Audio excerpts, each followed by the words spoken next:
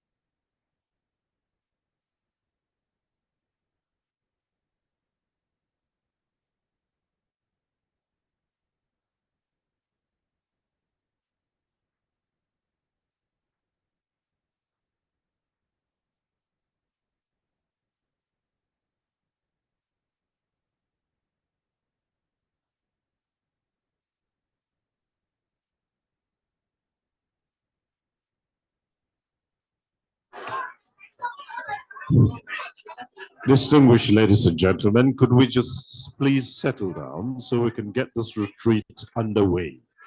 Thank you so much.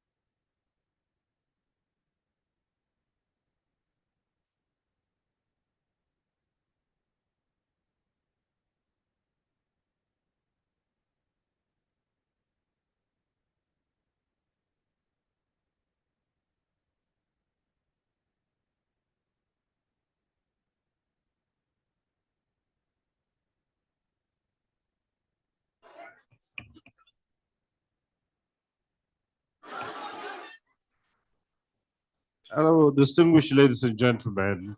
Could we please settle down so we can get started? Thank you very much. Please take your seats. And could we just settle down so we can get started? Thank you so very much.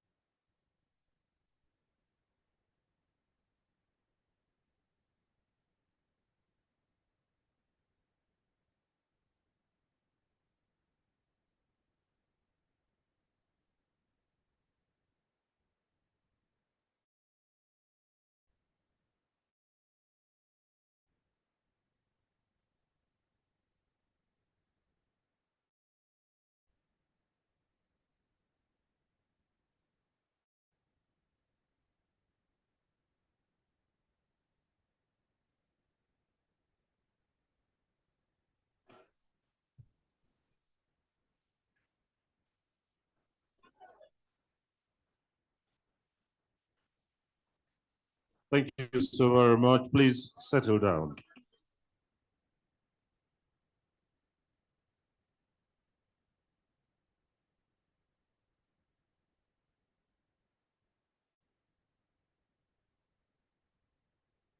Distinguished ladies and gentlemen, we're about starting now, so I'd like to crave your indulgence and encourage you to take your seats.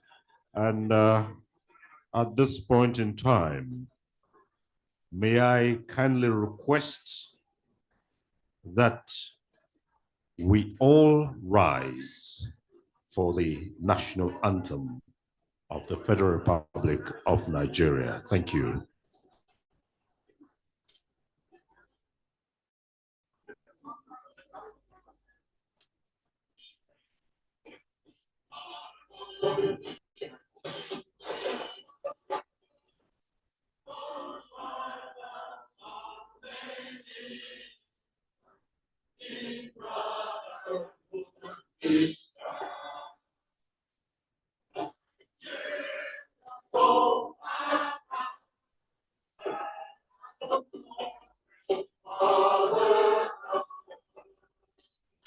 Thank you. At this point, we'll adopt the national prayer. If you look in your programs, you can find it on page 01, and we will recite it all together. It is actually the third stanza of the national anthem. May we recite it together.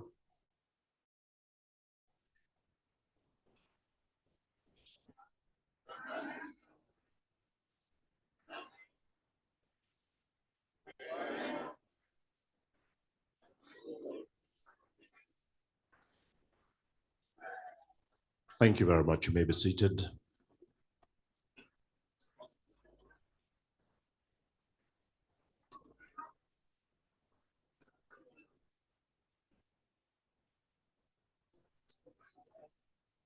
Let me take out a few moments, distinguished ladies and gentlemen, to acknowledge in our midst a number of dignitaries and very important personalities who are guests here at this management retreat, the Voice of Nigeria, the authoritative choice.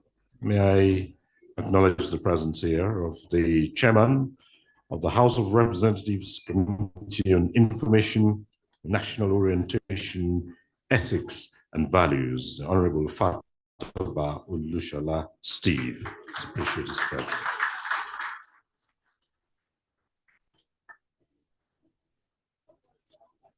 It's a good thing that such a retreat, Voice of Nigeria, we have in our midst one who bestrode the media space in this country for so many years, and who ordinarily would require little or no introduction for the many giant strides that the information sector recorded. And who we're proud to say is my uncle and one who has led us for so many years, Professor Jerry Gana, a former Minister of Information. Thank you so much, Prof. I started off by identifying these two gentlemen because I had wanted to establish what has come to be known in this part of the world as a proper protocol list. In manner of speaking and establishing those, we do have an array of very distinguished and important personalities here. And we're going to do our best to identify them and acknowledge their presence. We'll do this. So when we get into the program proper, for those who would be speaking, they would not need to go through all that list once again in order to save time, seeing that we're starting off a little bit behind schedule. I'd like to start off by introducing the young man who's standing in front of you. Yes, I choose those words carefully right here. I am Cyril Stover, and I've been working closely with two equally outstanding broadcasters today, Timothy Choji and Timitope Mustafa. They'll join me here at some point in time. But distinguished ladies and gentlemen, let me, in no particular order, acknowledge the presence here of quite a number of our dignitaries and invited guests who've come in to join us here. I'd like to acknowledge the presence here of Dr. Dili Izuga, the Executive Secretary and CEO of the Nigerian Press Council. We have Al-Qasim Abdul Qadri, who's SA Media and Communications, representing the Minister of Foreign Affairs, Ambassador Yusuf Togar, joining us here. Let me also acknowledge that Mrs. Comfort Jiboye, who is the Director overseeing the Office of the Permanent Secretary, Federal Ministry of Information and National Orientation, is here with us. And so also is Alhaji Abdul Qadir Abiola Akpaukagi, who is standing in for Malam Kashifu Inua Abdullahi, the Director General CEO of the National Information Technology Development Agency in India. We have also with us His Excellency Yanko Yudanu, the Ambassador of Bulgaria to Nigeria. Your Excellency, we welcome you. Just in case a number of you have been looking out and wondering who's the man in this very resplendent Agbada of Babariga, there he is. I bet you thought he was either an Otumba or... Thank you. Let me acknowledge here that we have the gurus of mass communication with us. And directly, I'd like to acknowledge his presence. One here who is synonymous in many ways with mass communication. And let me especially recognize Professor Ralph Akinfele, former chairman. Well, he's currently council member, World Journalism Education Congress. And Professor Akinfele is so many things all rolled in one. Well, thank you for being here. Thank you, sir. I did say I was going to recognize a number of personalities in no particular order, but before I come to that, let me acknowledge the presence here of some of our discussants and paper presenters. You'll get to meet them. We'll mention their names as we go on. But you have DGs of sister agencies who are here. And permit me, if I might start off by acknowledging the presence here of the Director General of the Nigerian Television Authority, Comrade Abdulhamid Dembos, who's in here with us. And by the way, just so you know, this opening ceremony of this retreat is being transmitted by NTA Live. So, let me also acknowledge that the Managing Director, CEO of the News Agency of Nigeria, Ali M. Ali, is with us here.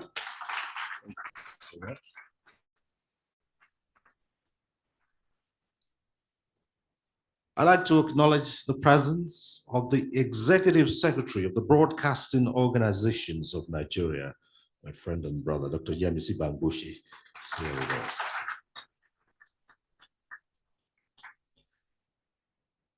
And, well, you know, the moment the dignitaries walked into this hall, there was a loud noise. It took a while. Yeah, there they go again. I haven't said anything yet, and the applause has begun. I haven't even said anything yet, and it's starting all over again. Well, you guessed it already. All that was for a former Director General of the Voice of Nigeria, Madam Abubakar.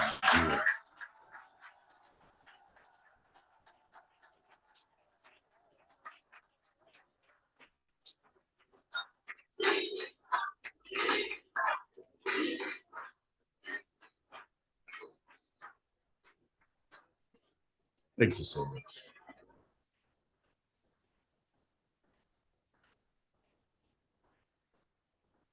I understand there are other former DGs of Voice of Nigeria, I believe. Mr. Osita Okechukwu, if he's in the hall somewhere. Yes.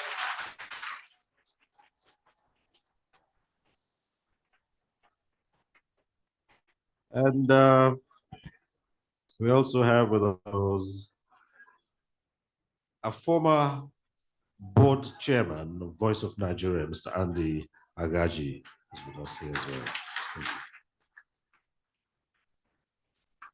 Let me quickly acknowledge Chief Uzoma Onyagbadue, FNIP, our Registrar Secretary to Council of the Nigerian Institute of Public Relations, who's with us here. Acknowledge your presence. Thank you.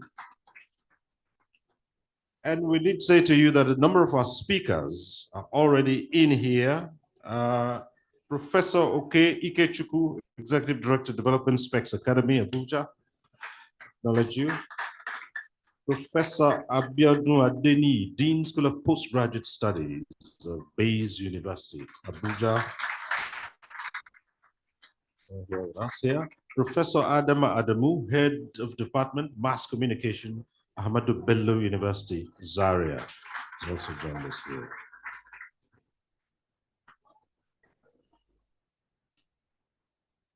We also would like to quickly acknowledge the presence here of the Director General of ARCON, that's the Advertising Regulators Council of Nigeria, Dr. Olaleko Fadolakpo, is with us here. Let me acknowledge the presence of retired Group Captain Sadiq Shehu, CEO, Conflict Security and Development Consult, who's with us here. Professor Ibrahim Adeoju, Managing Director, CEO of Galaxy Backbone. We acknowledge your presence here. Yes, and of course, a former DG of Voice of Nigeria, Mr. Samson Wolu, has also joined us.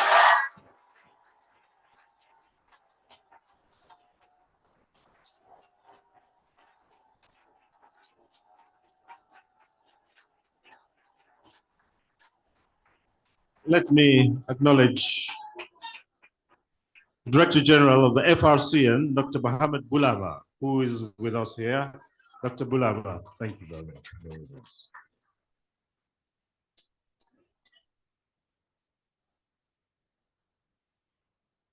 And one of the foremost practitioners who, held sway at some point in time, first on the board of the NTA, the Voice of Nigeria, also one who is pushing the frontiers of broadcasting, Ibrahim Buba. We acknowledge your presence here.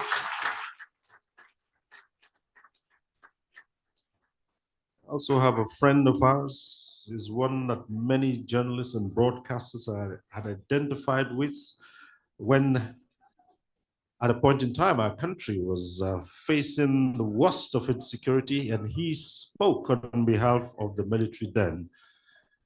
My very good friend, retired Brigadier General Kukashika, is with us here.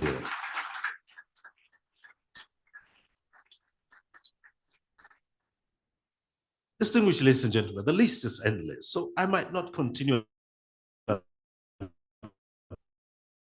this point, but at an appropriate time. Yeah. Of course, this is a management retreat, and therefore, for lots and lots of our colleagues and friends and all of them who have joined us here today, especially the management of Voice of Nigeria, the directors, they're here at some point in time. Will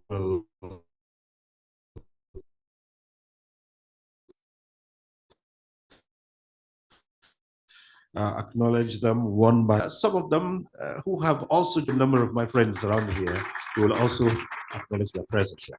But in order for us to save time, we will come back to the list of recognitions and acknowledge the presence of very distinguished personalities. So at some point in time, yes, I do believe that the Honorable Minister will be making his way in here at any point from now. Is that all right?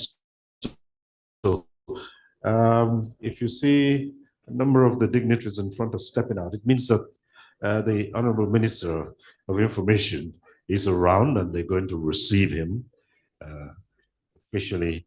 And of course, things will get underway.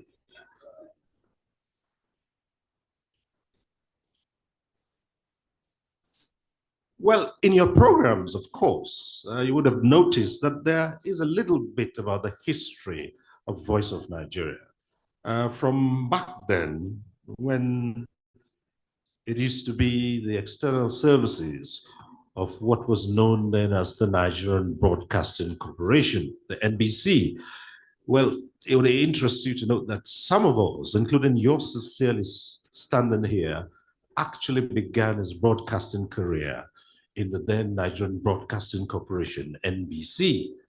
And well, we're all here. So Voice of Nigeria, of course, was an arm.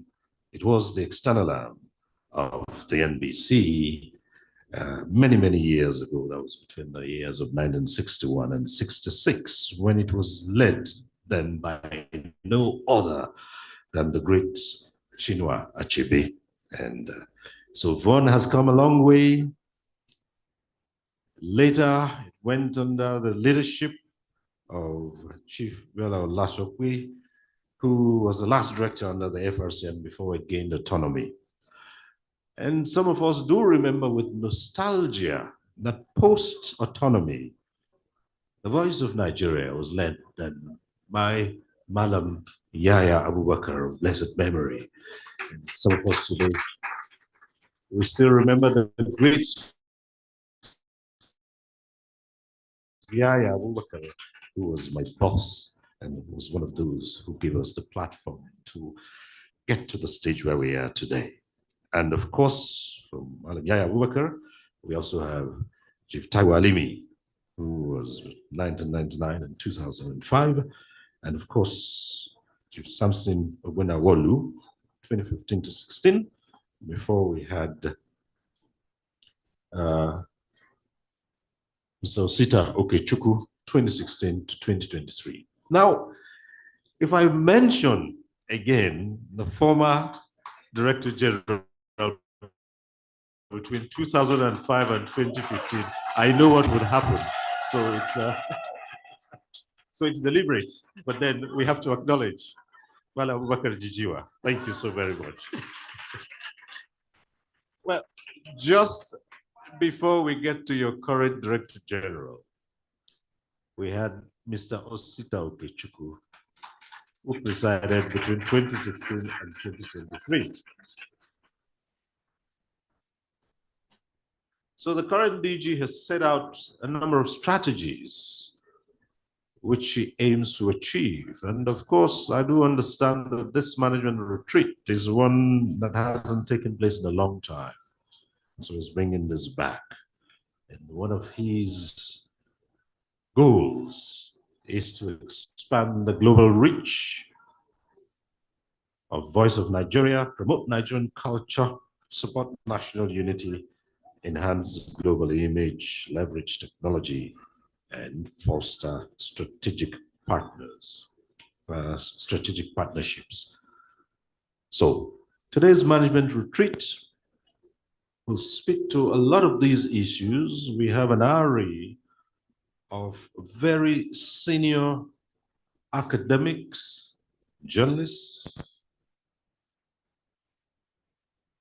who would be presenting papers or discussing presentations that we'll have here for this two-day retreat. A number of them will perform dual roles here, as I'm made to understand.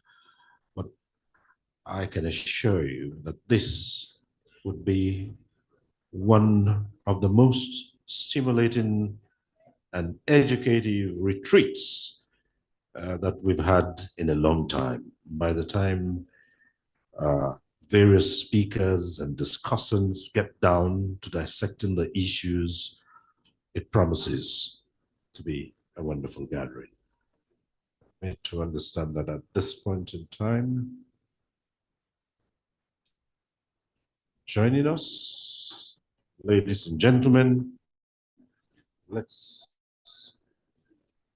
welcome the Honorable Minister of Information and National Orientation, who is the chairman of the occasion, Alhaji Mohammed Idris, Fellow of the Nigerian Institute of Public Relations. Honorable Minister, welcome to this retreat. Thank you very much.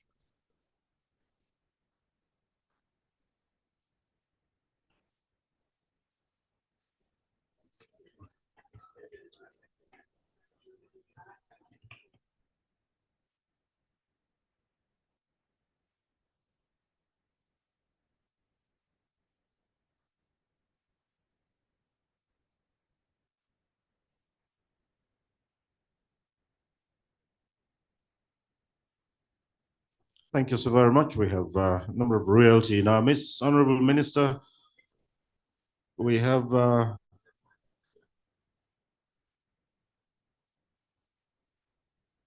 Philbert P.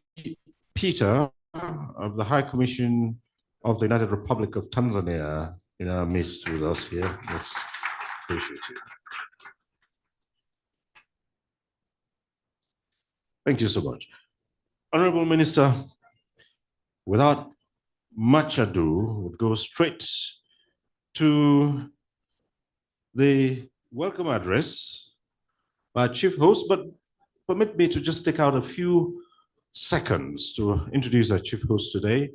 A number of our guests and others who are here might only know him as coming from the print, but I'd just like to tell you a very short story. Some 10, 11 years back, when we decided to rejig one of the longest running programs on NTA, it's called the NTA Tuesday Live, we sourced for and brought about some 4 young and fiery journalists who we introduced in what we called the Stakeholders Corner then. The Stakeholders Corner was mainly made up of a certain Medina Azaki, Dr. Garba Ubali, Uviefo, and our host today, Jibrin Baba Ndache. At that time, what we tweaked with the NTA Tuesday Live was such that it was made up of people who were setting the frontiers, holding people in public office to account. Expectedly, it was just a matter of time before we ran into stormy waters. And the powers that be many years ago decided we had two options: rest the stakeholders corner or rest the entire Tuesday Live. The management of NTA then chose as a compromise to rest the stakeholders corner. But then so many of those stakeholders went on to become big names in their own rights. And today, I present to you one of them, Malam Jibrin Babandache, the Director General, Voice of Nigeria. Thank you. So we call on him now to officially welcome you to this retreat. DG.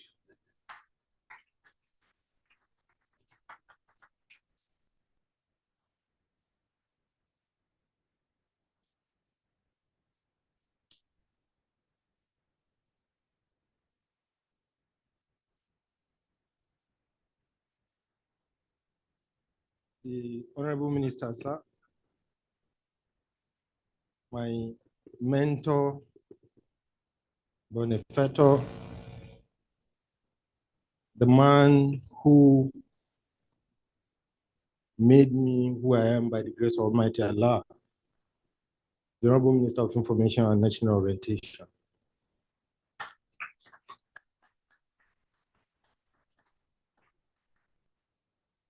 Our Big Daddy, Professor Jerry Gana,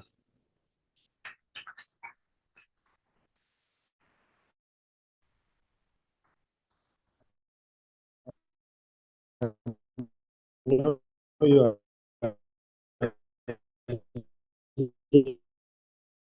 here because your son is here. So that for those of us who caught our teeth and started our career in PR and journalism in Kaduna,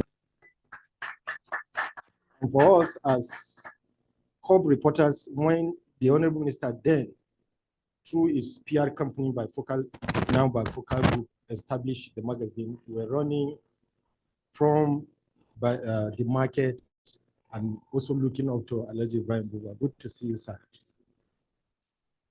My colleagues, senior colleagues who are now my colleagues, DG, NTA, FRCN, ARCON, MD NAN, my dear sister and friend, MD Nightcomsat, my brother, MD Galazi Backbone, thank you all for coming.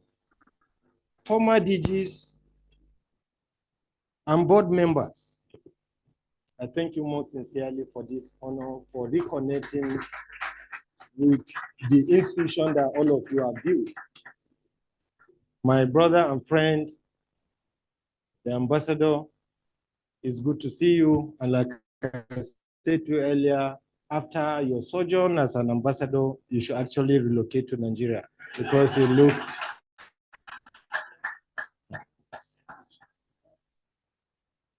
The rep of the Tanzania ambassador, one of our closest partner, since we're here,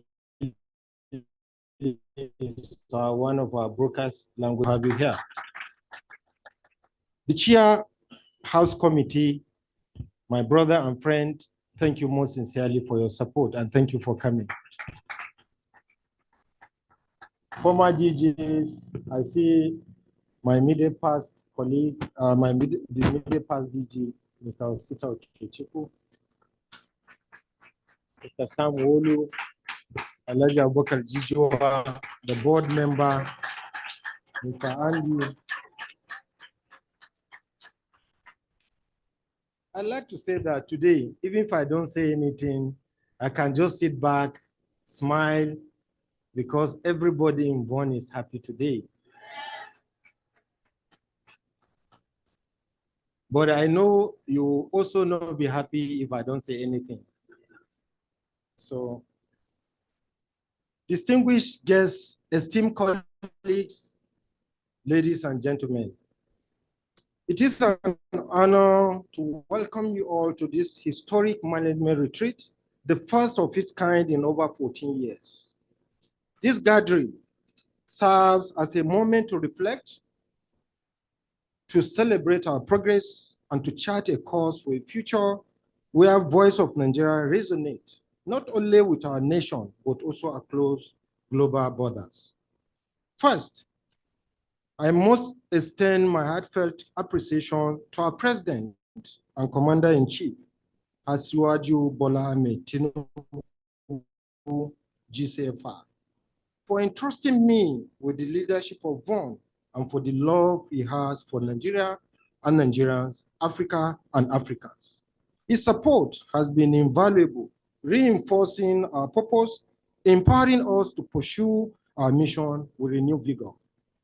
I would also like to commend the Chair, Senate Committee on Information and National Orientation, Senator Engineer Eze Kenneth Emeka, who is on his way here, and my brother and friend, Honorable Fatoba Olushola Steve, the Chair, House Committee on Information and Ethics, for all the support that you have been giving to our agency in the National Assembly. We appreciate this. My sincere gratitude goes to the Honorable Minister of Information, which all of you expect that, and National Orientation, Alhaji Mohammed Idris, FNIPR, for his unwavering commitment and belief in the transformative potential of VON, and also gratitude to the special guest of honor who will also have been here, Dr. Dele Alake, for honoring our invitation as a mentor and leader in the media industry. I'd like to make it very clear here that sometimes it's a US general who said this, that there are sometimes in life that people know what is good for you than yourself. And I am an example of that. I'm here because the Honorable Minister of Information knew what was good for me more than myself.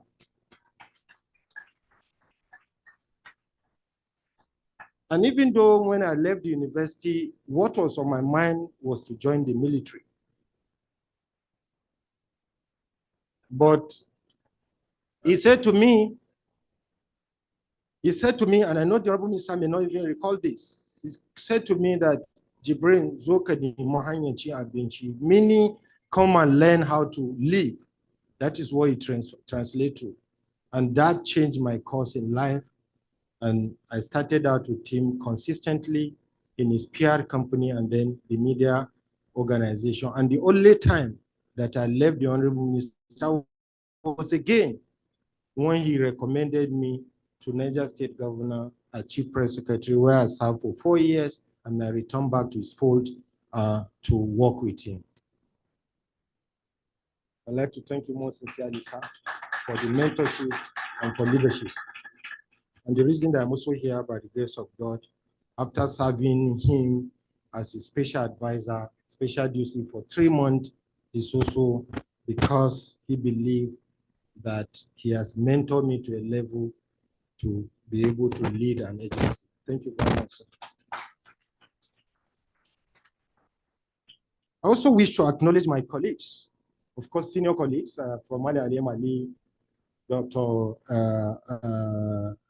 Odili, NPC, FRCN, NTA, and ARCON, largely my senior colleagues who are now become colleagues now in the industry. Thank you very much, sir. And as well as the presidential media team, led by my esteemed senior colleague and mentor, Mr. Bayo Onanuga. Their support and collaboration have significantly strengthened our shared mission to enhance Nigeria's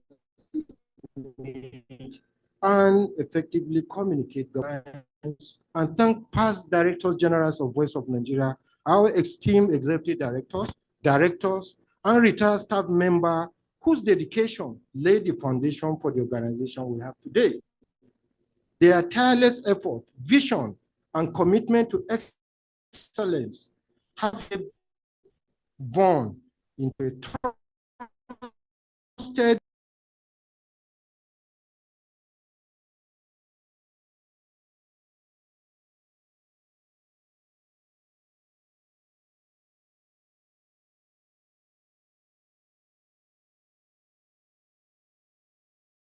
is like it's a soul. You cannot, without reconnecting the brand with those who have put all their years to serve either as staff or as board member at various levels. And that is why I was very clear that it's important that if we're having this retreat, we should do it. And before this, I've spoken with almost all the board members, former chairman and director general, and all the executive directors and directors who retired here. It was deliberate.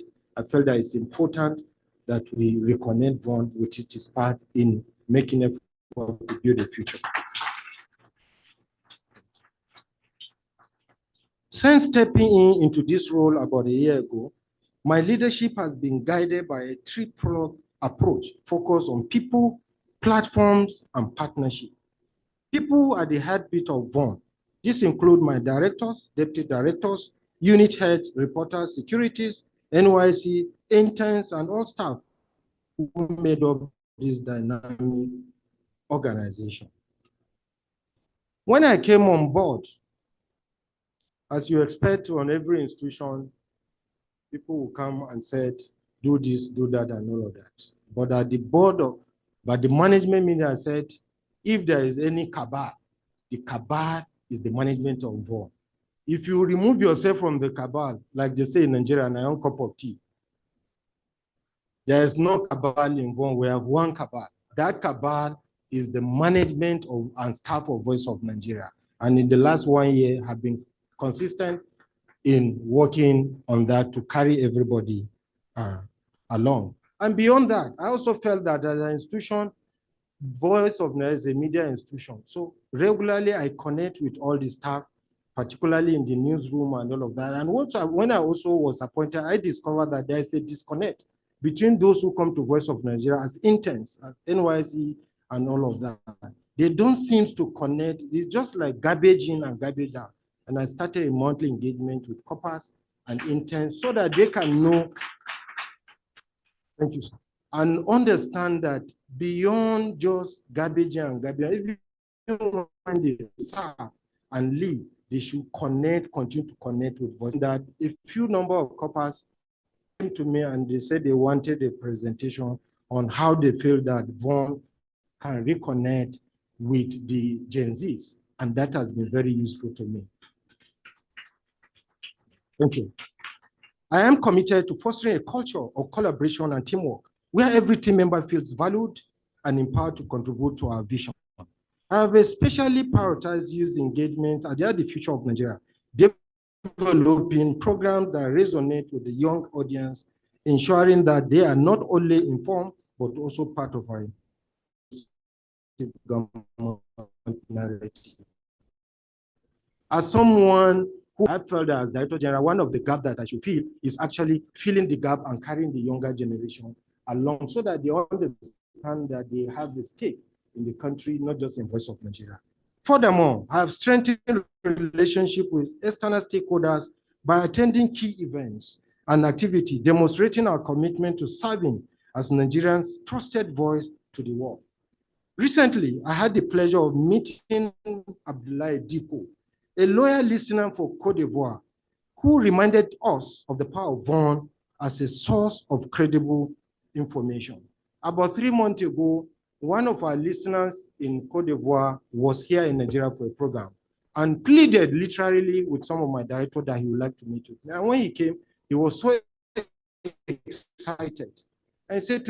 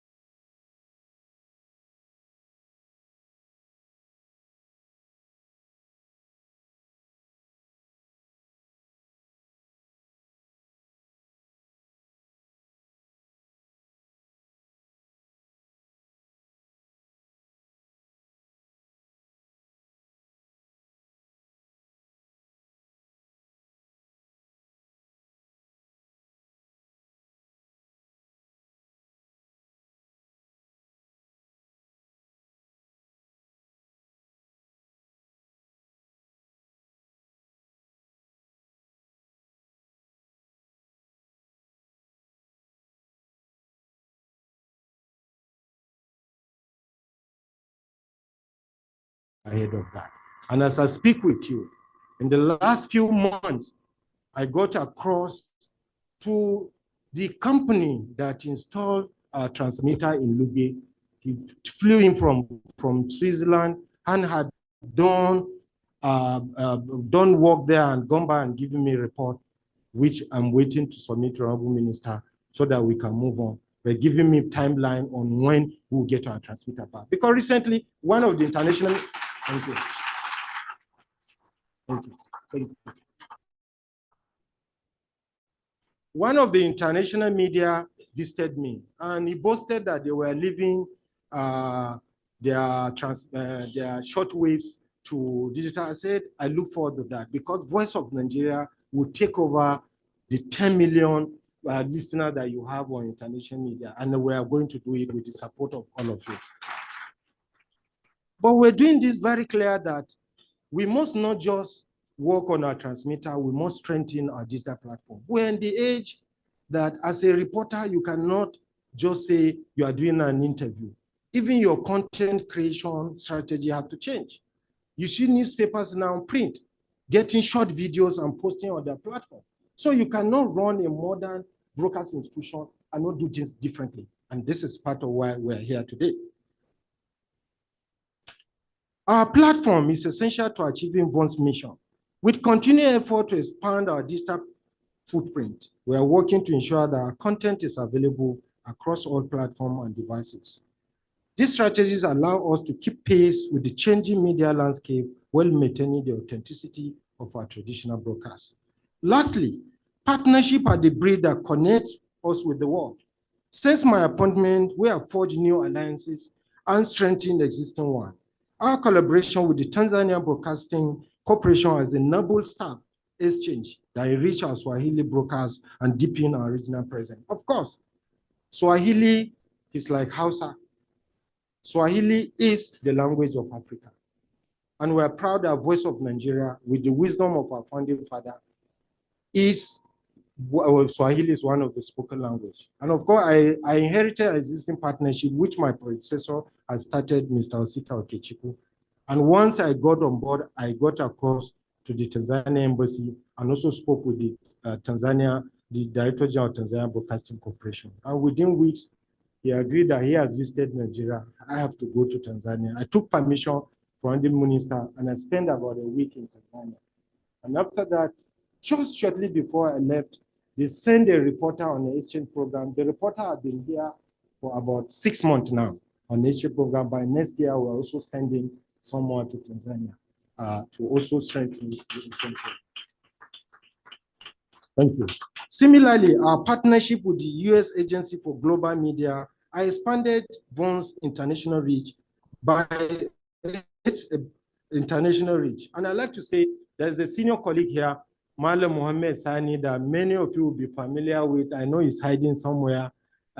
Based on relationship, once I was appointed, he came to me. I said, sir, you have a younger brother in VON, so whatever idea you have to move VON forward, I am for it. And within months, we are able to streamline that partnership, and we are working through him with the U.S. Agency for Global Media Aid.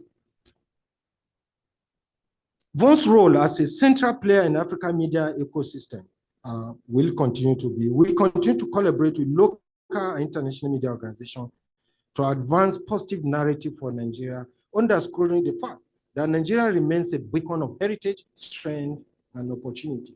Even as a private citizen, like Uncle Siri said, I was a critical of government, and I know there are instances that people call the Honorable Minister then that he should talk to me. But he assured them that he's sure that I won't, even if I will say anything, it will not be personal. So I thank you for that, for giving me the opportunity to do what you think was right. So, but as Director General, I was very, very clear that we cannot allow people to shape our narrative for us. Nigeria is not a perfect country, and no country in the world is. And therefore, we will not just sit back. We will be forceful, intentional, deliberate, and unapologetic about telling the truth and shaping that positive narrative about Nigeria.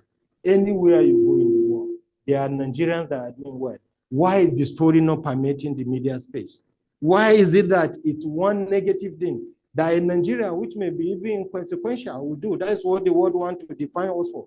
And when our senior citizens travel, or some of us travel, you are treated not based on the quality of who you are or what your country offers to the world, but based on the perception created. So as Voice of Nigeria, we will be very deliberate and consistent going forward about telling positive narrative about Nigeria. I know we are not going to share, we are not going to lie, but on telling stories, good things about Nigeria, we will be very clear and very forceful about that. We have also collaborated with various government agencies, encouraging them to leverage our multilingual capacity to share their positive stories with diverse audience. For example, we are working with the Ministry of Solid Mineral, NCC, NATCOMSAT, Galaxy Backbone, Nigerian Armed Forces, and other organizations to create dedicated programs. This approach aligns with the directive of the Honorable Minister of Information and National Orientation, Alhaji Mohammed Idris, who has underscored the importance of promoting the activity of our agency as a priority by highlighting the achievement and contribution across multiple languages. We are not only fostering greater national unity, but also ensuring that every Nigerian, regardless of language, location, feel connected to the progress that is being made under the renewed agenda of President Bola Ahmed Tinubu. What I've always said is that MDAs should see not just Voice of Nigeria, but all public media platforms as a buffer. You cannot have something that is funded by taxpayer money and you don't value them. Voice of Nigeria, NTA, FRCN, NAN, and all the other agencies, ARCON, Advertising, NPC, let media, MDAs in Nigeria use us as buffer. Well, I'm not saying you shouldn't work. I'm from a private media background, but if you are doing what is good for the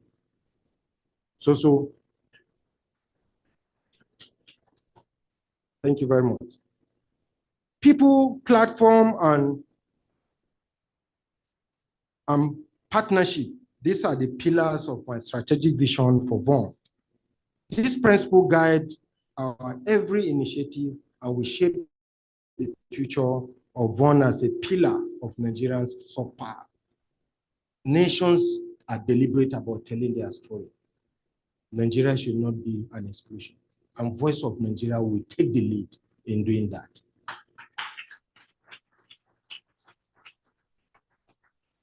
When nations go to war, they mobilize their citizens for it. When nations, whatever countries do, that is what they do, and that is why we have also been working closely with the Prime Minister of Foreign Affairs to understand, even if they do, they understand the role of what narrative about Nigeria. We don't wait for things to happen. As we embark on this retreat, I encourage each of you to share your ideas and insight openly. Together, we will define a clear path for VON's future, keeping in mind our theme, VON in the 21st century, re-strategizing for global impact. This theme embodies our commitment to innovation, strengthen our digital and broadcast presence, and engage our audience at every level. To our distinguished guests and speakers, I extend my deepest gratitude for joining us today, all of you. I was excited and delighted. One of the board members, the board chairman, when he came here, he said, DG, he prayed for me. He said, DG, I'm happy because I see that all your people are smiling. Thank you very much, sir, for noticing that. And when many of the DGs, all the DGs and board members came here, it was all clap and all. That is the essence, to connect VON with each past so that we can build a future. You can't move forward without recognizing where you are coming from.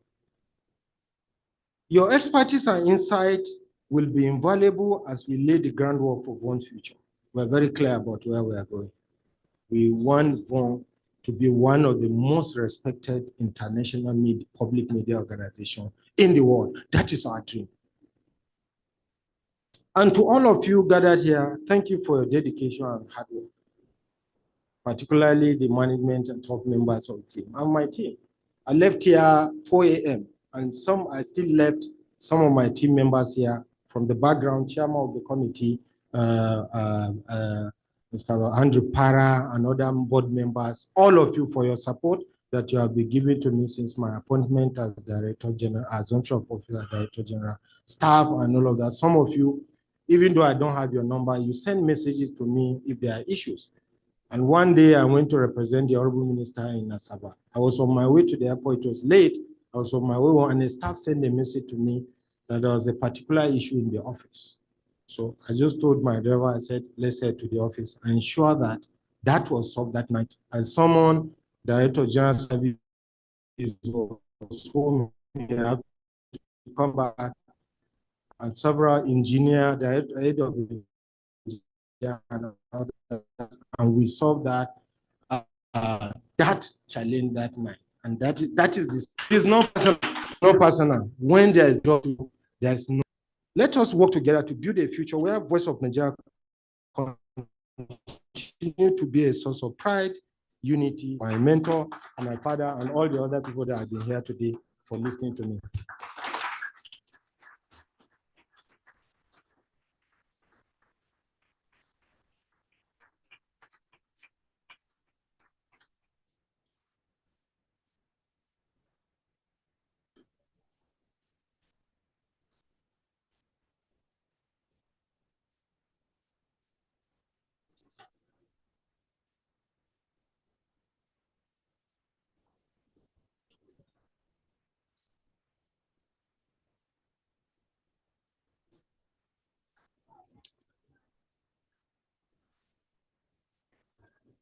Well, thank you very much, Director General of Voice of Nigeria, Malam Jibrin Babandache.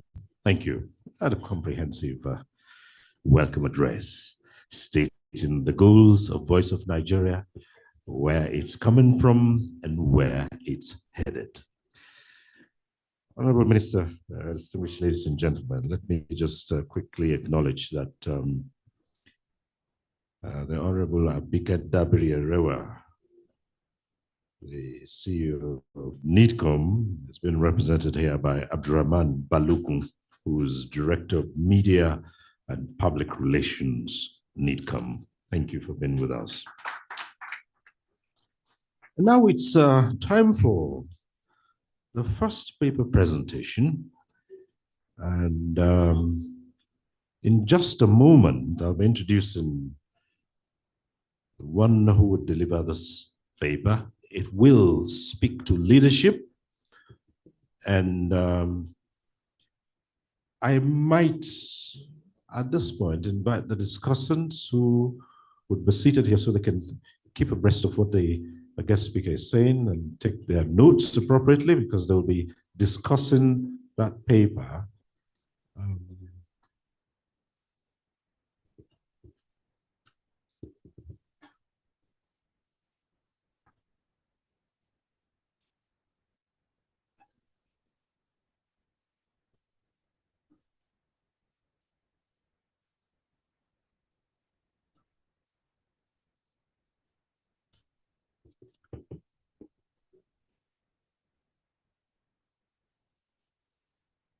So, distinguished ladies and gentlemen,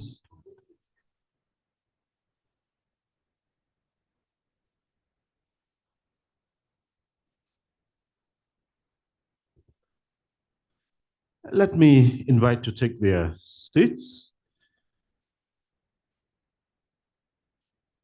in no particular order.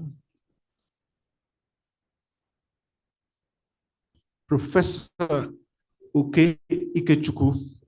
Let's put our hands together for Professor Ikechukwu.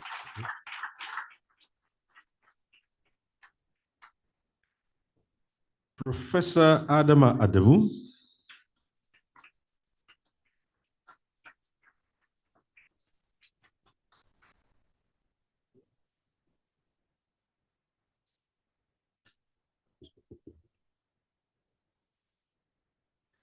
Let me invite Professor Raf Akinfele. Please come. Thank you so much.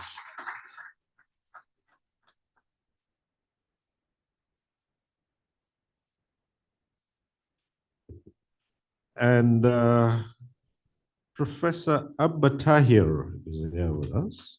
Thank you.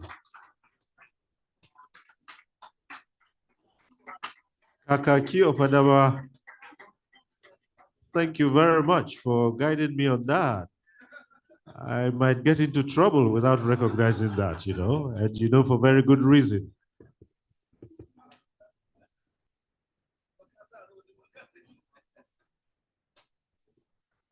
Thank you, Prof. Yes, please. I do believe that I'm safe. Now that we have acknowledged Kaka King Adama, thank you.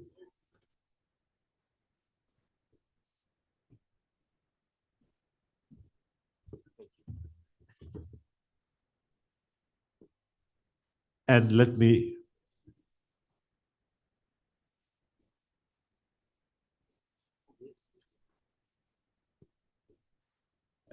also call on Professor Abiodun Adeniyi to join us here. Thank you.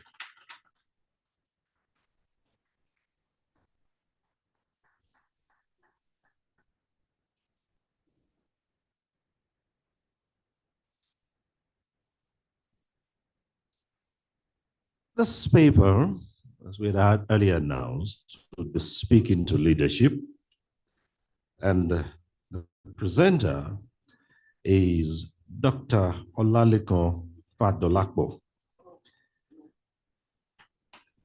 Dr. Olalekan Olumuyiwa Fadolapo, the Director General of the Advertising Regulatory Council of Nigeria, ARCON, known as Lekan by the advertising community, holds 3 master's degrees in marketing, business administration, and legal studies. He also holds a PhD in marketing communications.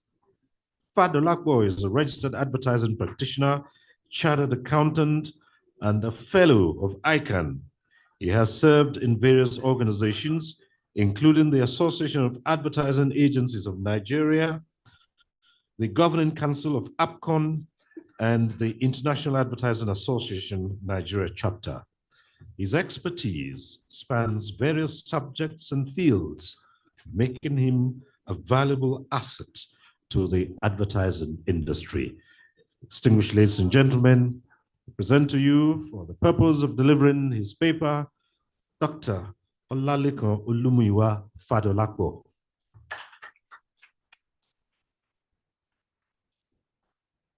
The Honorable Minister, sir, let me just stand on the existing protocol because we have lost time. So I'll quickly go into the paper presentation. Let me start by thanking the leadership of VON for this invitation. I don't know if I can get a mic because this may constrain my movement. Hello, can I get a mic?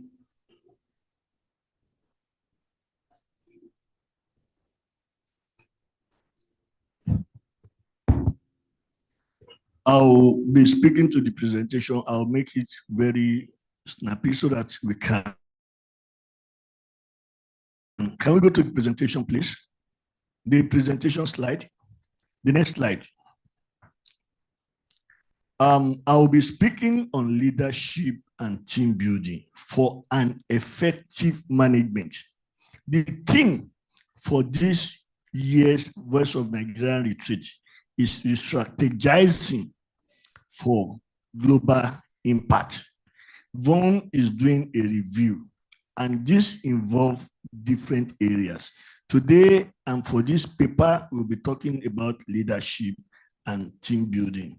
Now, in looking at leadership and team building, I will be looking at the art of leadership as well as the person who is a leader. Next slide, please. Next slide, please. Let's just, can we drop the points?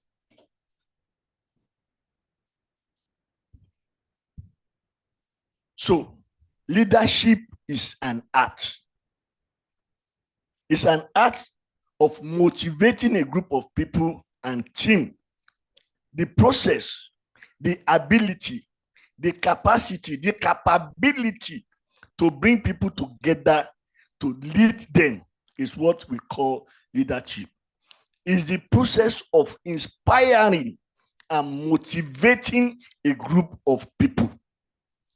Leadership is all about you taking the lead and making people to follow you without necessarily coercing them, without necessarily forcing them. That is what they call leadership.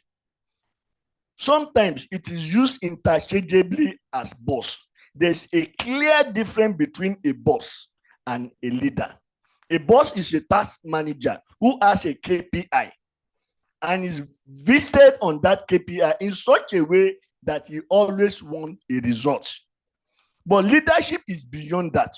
A leader has empathy. He has sympathy. A leader has some things that are inside him that drive the process. Let's just take a few examples with all due respect and humility.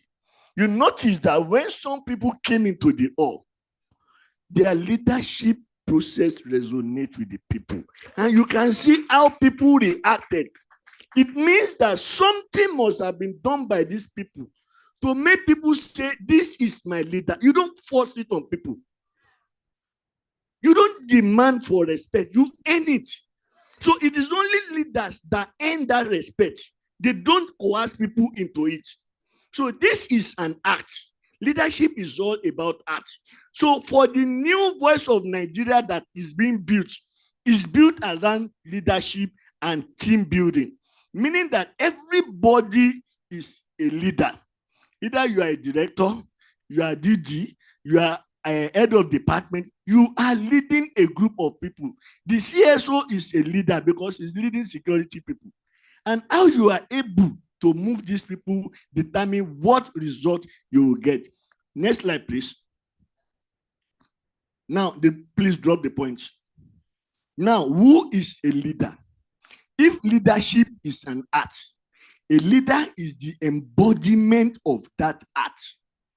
A leader is that person that imbibes those culture, those character, those capability, those empathy that make him to say, go this way. Then everybody wants to follow. It is not about being a boss. A leader don't do a monologue. A monologue is where one person is talking to other people without having a feedback. But a leader will engage in a dialogue. So what do you think? So how do you think? Because everybody's opinion matters in that circle. So when you are talking about a leader is an embodiment of that leadership process that can make people to work, drive people, drive a process, and ensure that there's a new result, different from the way people need to do it. Now, for us to build a new voice of Nigeria, everybody needs to imbibe that new culture of leadership. Everybody needs to move away from that angle of monologue. You know, when you are a boss and you ask your staff, can we do this thing or should we do it like way? And they said it's not going to work, or guy is not going to work, it will not work. But if you bring everybody into the conversation, this is the challenge. How do we achieve it? Everybody brings idea.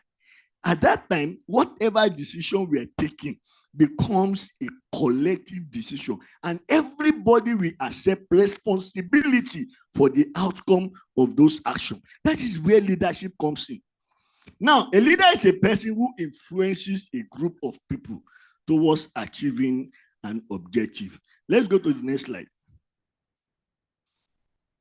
The next slide. Can we drop the points? Now, what are the attributes of a leader? Meaning that for the next voice of Nigeria, what are the things that each and every one of us must possess as a person? First, positivity, reliability, and passion. A leaders don't take no for an answer. When a job is there, it must be done, and everybody You know, sometimes our mindset determines results. If in your mind you are already looking negativity, you can't go far. So a leader who will tell you that this thing will happen, even when the subordinate, the team members are scared, you can still believe that we will push, and you will push. So that is where leadership comes in.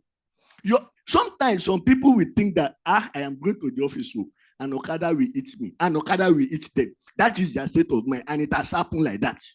So a leader must be able to confess positively. A leader must be reliable. People must be able to see in that leader ability to communicate. A leader must have a clear vision, commitment to meeting defined goals. It is not about being tough. It is not about being very tough. They say, look at his size. No, you must be appreciable. A leader can be self-opinionated. You can be strict without being rude. You can be very, very strict without being rude. People will say, look, talk to this person. But you will not use gutter language to describe your subordinate. Because the impression you leave on them will live with them forever. The word you speak to them will live with them forever. So in terms of communication, you must be able to engage them on a basis that everybody can see himself as strategic partners. We are in the meeting, yes, and the team lead, yes. However, when it comes to conversation, everybody's view must be heard. You can be very, very strict, but you don't need to be rude. You can be very, very strict, but you don't need to start running down people. Don't look down on them, because the subordinate of today will be the leaders of tomorrow. So the ability to communicate is very key. A leader must always lead, and it must be in the front.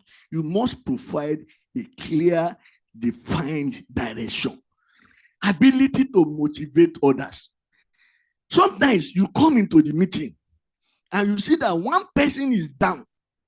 Going beyond the official line and asking, are you okay, could be a game changer. You don't need to restrict everything to the office space. No. Sometimes they say a problem shared is a problem, so depending on where it is shared and who it is shared with.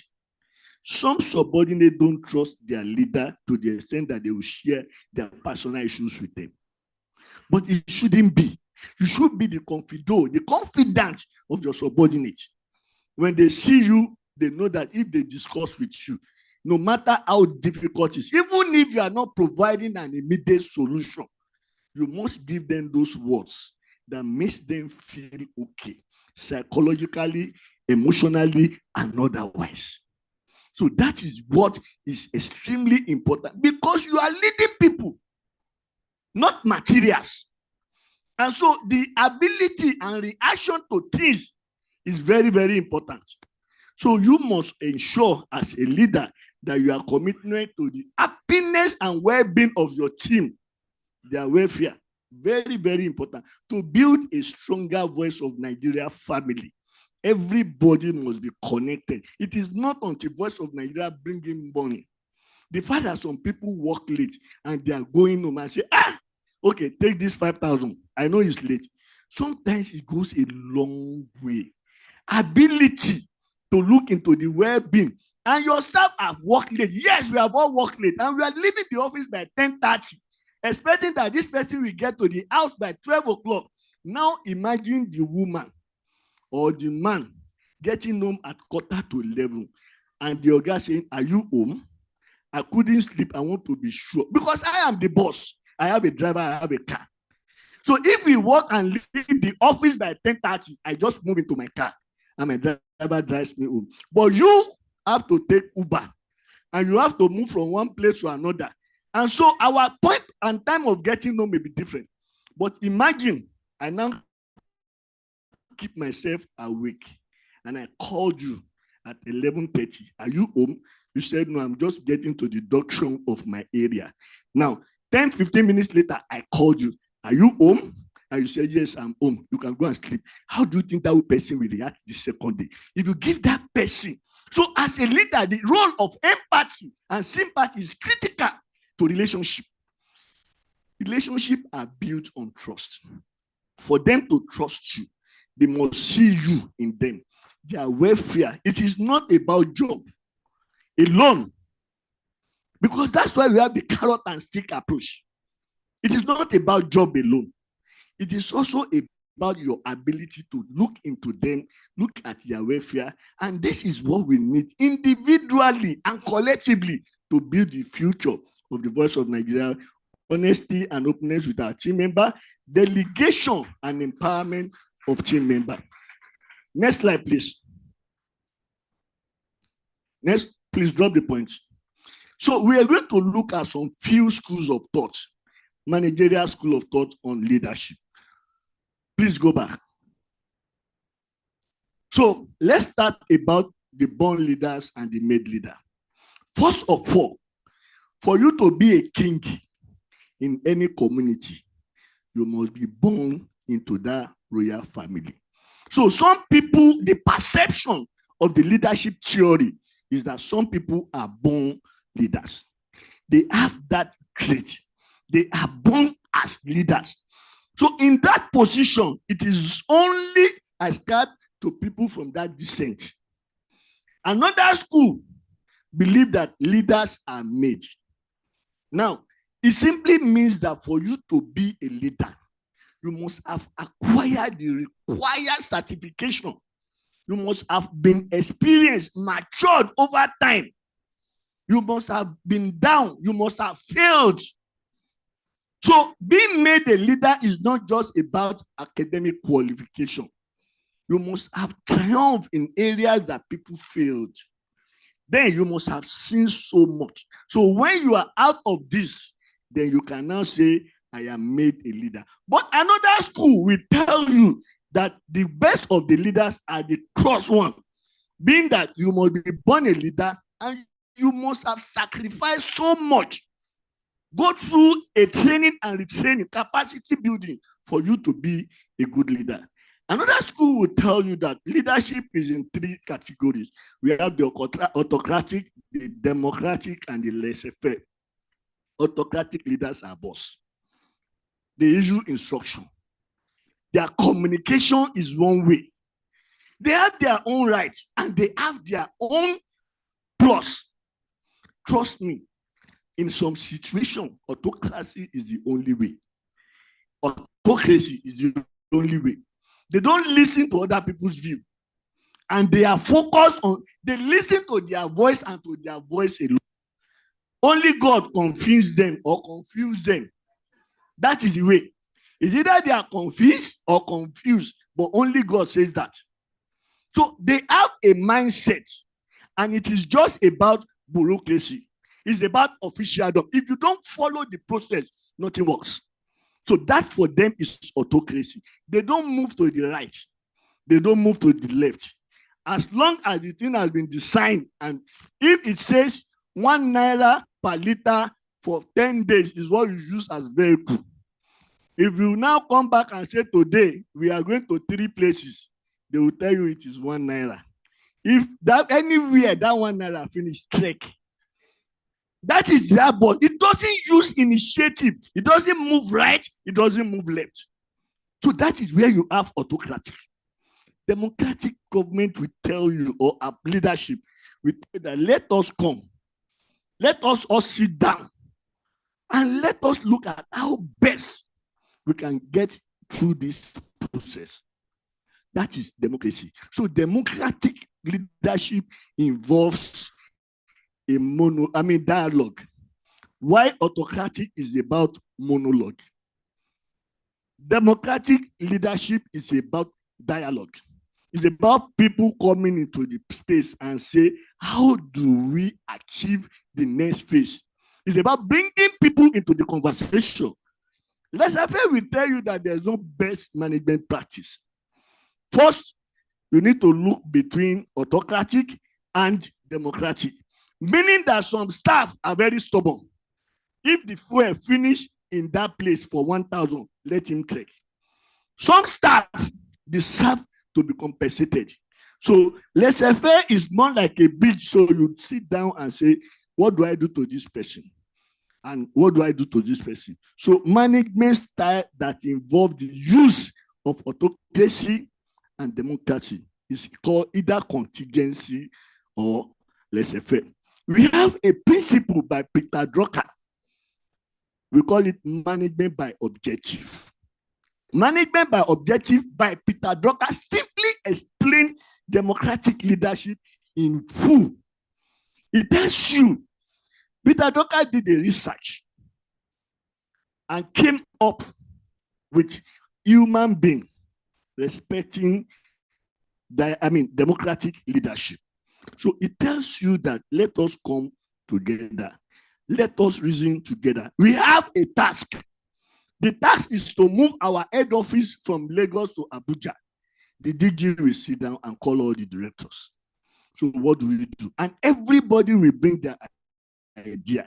Somebody sit down, somebody collate, and at the end of the day, we put everything together.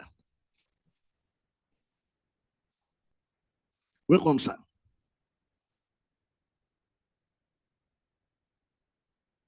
Welcome, sir. So, management by objective is just about expanding the scope of democratic leadership. Now, let's go to human relations school. Sometimes ago, several years ago, a research was conducted in Western Electric Company in the US. Now, the research was about the influence of electricity on work. And the research was to be conducted by Professor Elton Mayo. Now, what was the research? If we put some people here, 10 people, we will increase the light. If we put some people here, 5 people, we will also increase the light. Let us know what level of lightning will increase productivity. So they put 10 people here, they put 10 people here. They now discover that they became a competitor. Either they increase the light or they reduce the light production starts competing with each other. Before they finish the research, the people in this group created like a group. They started going to each other. So that was the research that led to human behavior. And it was seen that human beings react more to social environment than any other thing. So because of that, Elton Mayo came up with his own principle. Then we have the S and Y theory. S and Y theory is simply saying that human beings either want to work or they don't want to work. Theory S says staff of any organization want to work if they see anything that will motivate them. Theory Y says people don't want to work at all. Staff don't want to work except they are forced to work. So in every organization, in every group, you have the team X and the team Y. And that is where the carrot and stick approach to leadership comes in. If anybody wants to work, give him carrots. If anybody does not want to work, you give him stick. That's McGregor's theory. It will tell you. So that's where people, when they talk about carrot and stick approach. So this will tell you that the best managerial style is laissez-faire. Just look at the staff. Do you want to work? Encourage him. He doesn't want to work, give him query. Make sure that he's on his line, on his toes every time. Then the last one here is Leadership Lead by Blake and Milton. Please, let's go to the next slide. Now, the leadership skill by Blake and Milton can be explained like this. Now, for every leader, there's what we call concern for people. How do you like the people that are working with you? Please, I won't ask questions, but let's individually assess ourselves. Nobody is asking anybody question, but individually assess yourself. There's concern for people, there's concern for work. Now we have one here. This one have low concern for people and low concern for work. Which category are you? We have 5 and we have 9. 9, have middle of the road. Middle of the road, concern for people and concern for tax. Here we have 1-9. 1-9 means that this person has low concern for people and high concern for work. He does not care about if the staff is sick or not. He just wants the result. Then we have 1 here. He has 9-1-9 here. That person here has a high concern for people and no concern for, as long as the staff are coming to work. If there's no work, it's not his concern. Then we have 9-9, who is a team leader. That one has high concern for people and low concern for staff. Please, let's go to the last slide, please. So please, let's go to, I will leave the, because we have exhausted, I will leave the presentation with the team. Please, let's go to the next slide. So I will be the next slide. So as team leaders, we must understand that leadership and management goes hand in hand, and they never compete. And you must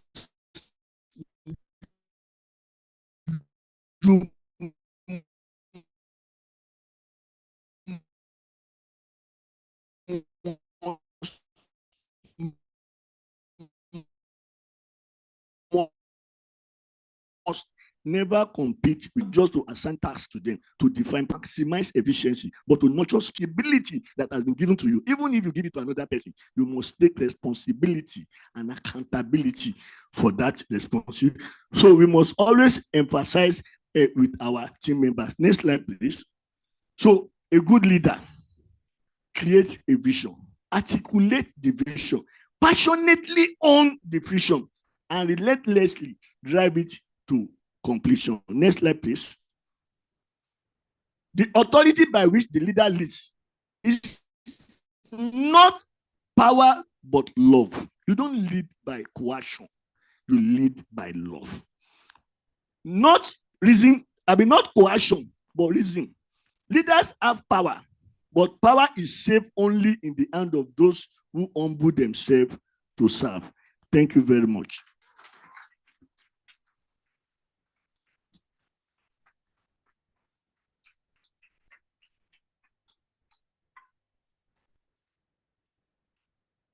Thank you very much.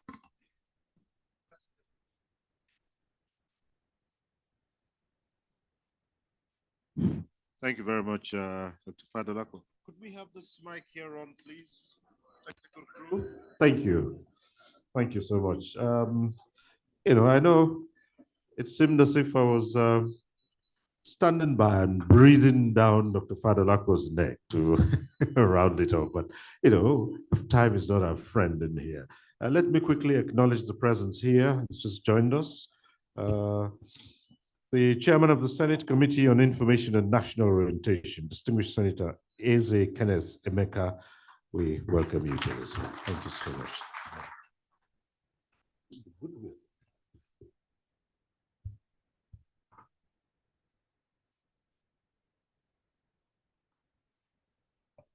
All right. Distinguished ladies and gentlemen, we'll make a slight alteration to the program so we can take a few messages that are extremely important at this time. May I, for the purpose of delivering a goodwill message, invite the representative of the Minister of Foreign Affairs, Ambassador Yusuf Tugar, who's been represented here by Al-Qasim Abdulkadri, who's SA Media, to the minister. May I invite him to deliver the minister's goodwill message and to also make an appeal for him to keep it short, under 2 minutes if you can. Thank you.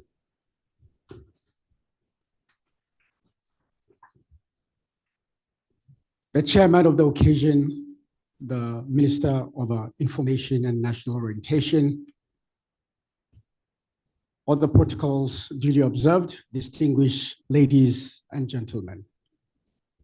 I bring you warm and glad tidings from the Minister of Foreign Affairs, Ambassador Yusuf Maitama Tuga, who unfortunately cannot be here this morning as he is on his way to Cairo, Egypt, to attend the D8 meeting taking place there.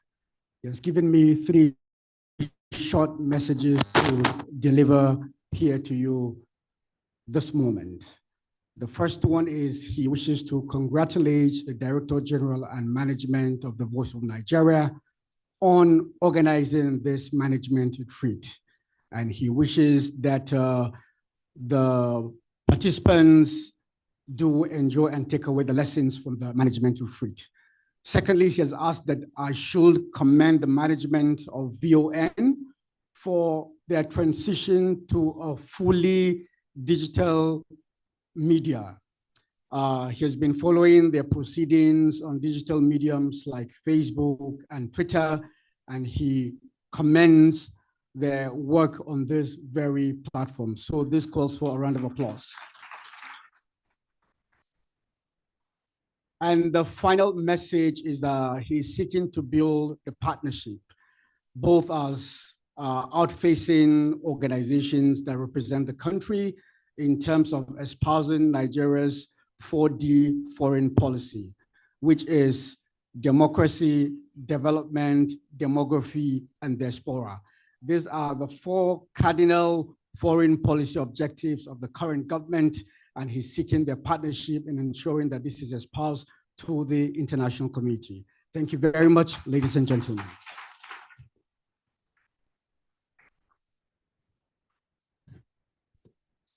Thank you very much, representative of the Honorable Minister of Foreign Affairs. Very distinguished ladies and gentlemen,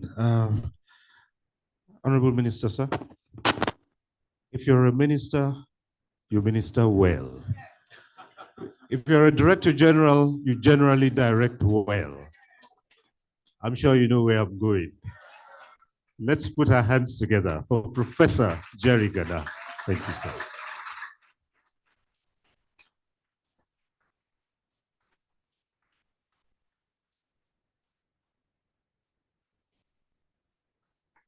I know where to report to you. Very distinguished chairman for this ceremony, the Honorable Minister of Information and National Orientation, my own very, very dear brother, the very distinguished chairman of the Senate Committee on Information, very distinguished Director General, Voice of Nigeria, and other very distinguished Directors General, Managing Directors, Directors, Executive Directors, so many of you that are here, we appreciate you tremendously. I came to support my son. So I didn't expect I was going to be given an opportunity to say anything whatsoever. You know, I'm very privileged at this time. My brother is the Minister of Information and National Orientation. My son is the Director General of Voice of Nigeria. But I was very delighted when I came in that almost 2 decades that we left the scene in information, that some of the people would have appointed and worked with are still being very well remembered here. I was very, very happy that when I selected well. So, Malam Abubakar Jijiwa, I'm very, very proud of you. Well done.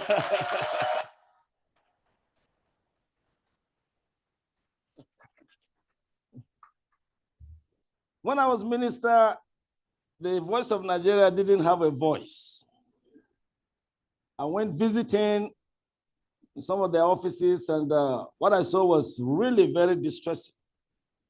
And so we came back and took a decision that if the Voice of Nigeria is to project the Voice of Nigeria, they need the facilities to be able to do so. They need the people to be able to do so. And so I really am very delighted that two of the people who helped me, Mr. Taiwo Alimi and then Abubakar Jijiwa, that we must give the Voice of Nigeria the kind of facility that will help them to really do their jobs excellently. The President of the Federal Republic then listened to me very well in my memos. He approved. And what I'm saying today, now, when I go back now, I'm going to report because he's still my president. Now, what he approved that day is doing very well. The people, the Voice of Nigeria really have a very strong voice, a joyful voice, excited voice, knowledgeable voice, good voice, wonderful people. Can I hear? So all that remains for me is really say, I wish you well. You will finish well. You will finish strong. None of you will see disgrace. You will never be ashamed. Wherever you go, you will shine well. I'm an elder, I'm blessing you.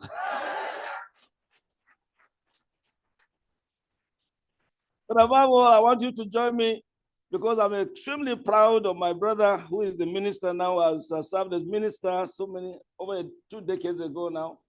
He's now doing even better than me. Kindly join me, put your hands together to the honorable minister. Yesterday, you made an announcement about my mentor and leader that I was very happy, and I wanted to take the opportunity to, through you, thank Mr. President for naming the University of Abuja as Yakubu Gowon University. We are very, very grateful indeed, and we certainly will convey our thanks to the Mr. President, and we wish you well. You will do far better than Jerry Ghana. And then my son, I didn't know you speak grammar so well. Kindly join me, put your hands together for the DG. Have a wonderful retreat. You are in the right place at the right time. You will do well.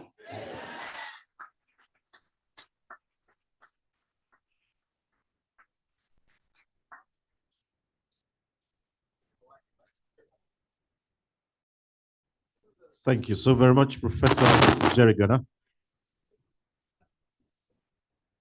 Ladies and gentlemen, let's hear it one more time for a great orator.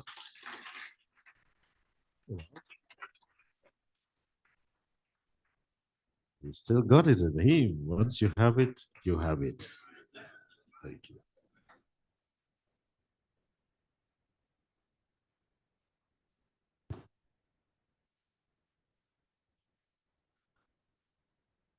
And now, for the purpose of delivering goodwill messages as well, we'd like to call on former DGs of Voice of Nigeria. And again, with them keeping it short and simple, as we always say in broadcasting case, let me invite Malam Abubakar Jijiwa, MFR.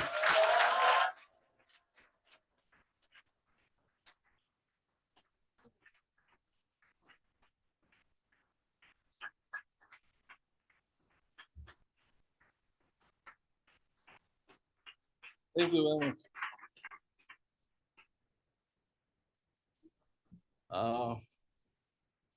Chairman of the occasion, an honorable minister, I wonder how much energy you have.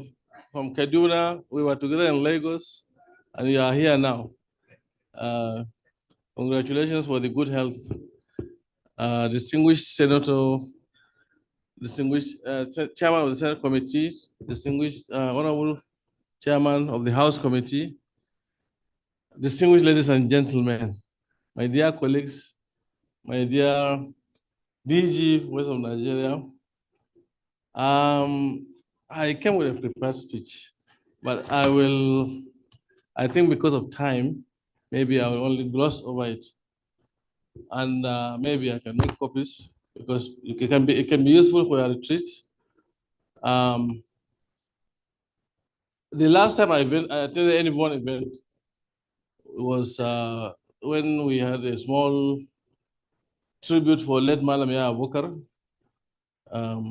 And after that, I felt that the one family spirit was no longer there. I'm very sorry, I'm talking straight.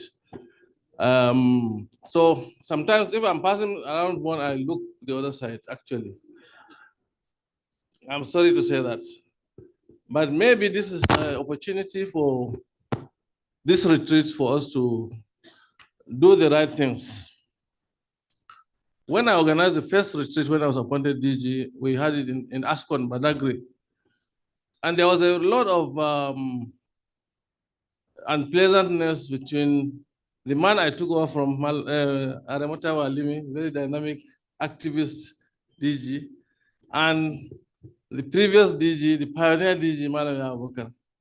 I actually wanted to come with the enlargement that we took, but maybe Zachary will help us with that. And that was why we did what I call truth and reconciliation. And I think I wouldn't want us to do truth and reconciliation here. But when we come back, and it is we can do truth and reconciliation. Having said that, I want to say that I was privileged to work with Malami Abubakar, who employed me in 1994, and in fact, 1993, and Aremota Walimi. They are two different people, but they all had the same vision for one, but their styles were very, very different, as you all know, at least the older ones, you know.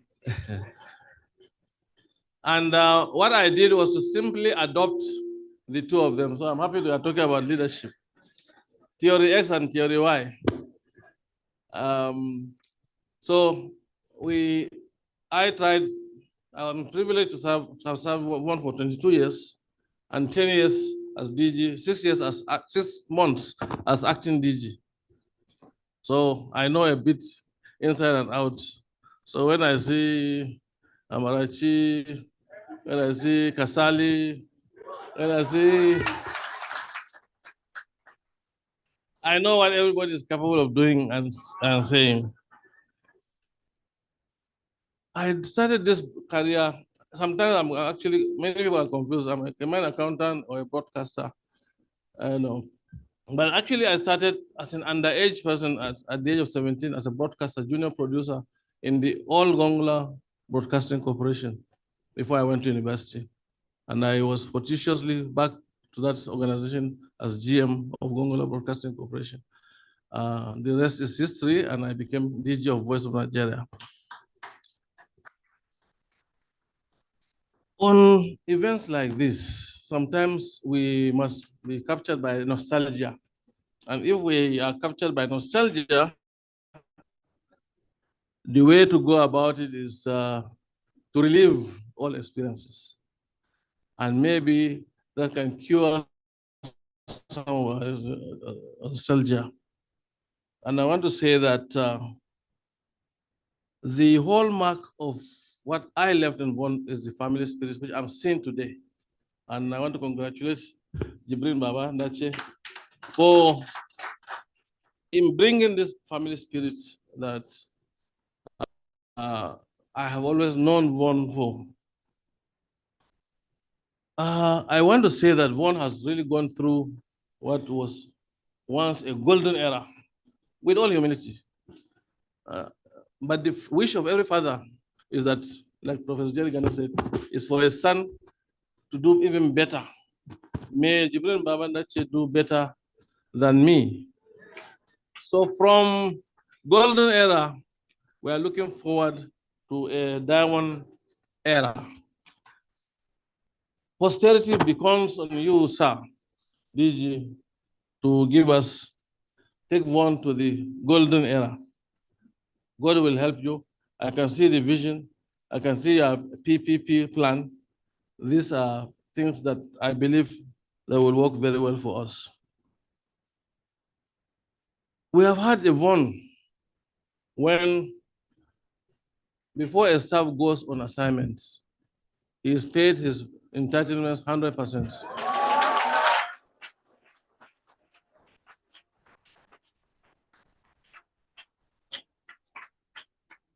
You are not permitted to travel. You you are not permitted to travel if you are not paid and you are not at fault. I can see Haji Asani looking at me. At that time, our rule was that if you are less than level 12, you travel by road, and level 12 and above, you travel by air. Haji Asani had, sorry, am I revealing your secret? She has a back problem. So we exempted her because at that time she was not yet qualified for air travel. We exempted her. So he was the only person that was going on assignments by air at her level. Now the young has gone. Haji Asani is the director. Congratulations. We had a golden era in Vaughan where we had operational vehicles were a thing of normalcy. We don't need to. There was no need for any ceremony to be showing cars because it was a part of things. Every director had a car. Every assignment in the newsroom, producers had vehicles. That was a golden era. We had a golden era where I loved traveling, but beyond loving traveling, and that is what excites me with Jibrin Babandache about partnership. You cannot be an international brand if you don't have partnership with other global brands. In my 10 years as DG, I always travel with 2 other people for institutional memory, an assistant director and a deputy director, or a director and a deputy director, because we made sure that the person going with the DG is aware of everything that was happening. And they will come and give reports. And in some cases, even do reports for their own departments. We had a golden era when people thought Vaughan and Vaughan are the same thing. Because permanently, DG Vaughan was always chairman of Vaughan. Comrade Mangosha, I'm sure you know that. We had DG of Vaughan as president of Commonwealth Broadcasting Association for 2 terms. These are golden era. I'm saying this not to create any animosity with anybody. I'm just saying that it is possible, and these things can be done again. And not only Jibrin Babandache, the present management should help him to achieve that golden era, but surpass it to a golden era. We had no issues of power supply. We had no issues of diesel. We had no issue of petrol. And God knows, my chairman is here. One of the largest consumers of overhead was diesel. I didn't know who was the supplier of diesel till I left Vaughan. One day at a board meeting, he was asking me, DG, this man, you must know who is this supplier of diesel now, your friend? I said, I don't know him. He said, you are a fool. I said, okay, I accept. I'm a fool. He was not insulting me. He was just thinking that a large expenditure profile like this I must know who is the supplier. I didn't know. Ask okay. I didn't know who was the supplier. So we are doing retreat today after how many years? 12 years? 12 years. I think we should have done better than this. And a retreat tells you that you are doing the right thing or you are not doing the right thing, you correct yourself and so on and so forth. So I'm happy. Congratulations once again for doing this. We opened state offices, zonal offices. With our own money, we bought a property in Pretoria, South Africa, with the office and the residence of the bureau chief.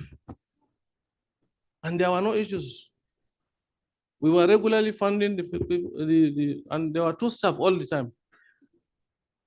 So these are golden era that I want to challenge the management. Things are difficult, yes, but with creativity, with hard work, with support of the Honorable Minister, all these things are possible. I personally signed at least 12 directors retired during my tenure. Every director went home with his vehicle, official vehicle. Well, ICPC says you must pay something. Yes, we will ask you to pay something, but you'll go home with your vehicle. Today, I don't know how many directors retire home, even when they are directors, whether they have the vehicles. So these are things I think we need to, but I'm saying this, and I'm saying on behalf of my worthy predecessors in office, I cannot speak on the people that came after me, but I can speak on behalf of the people that I worked with. This, we can claim credit for all this golden era, but please let us go beyond gold. Let us go for diamond.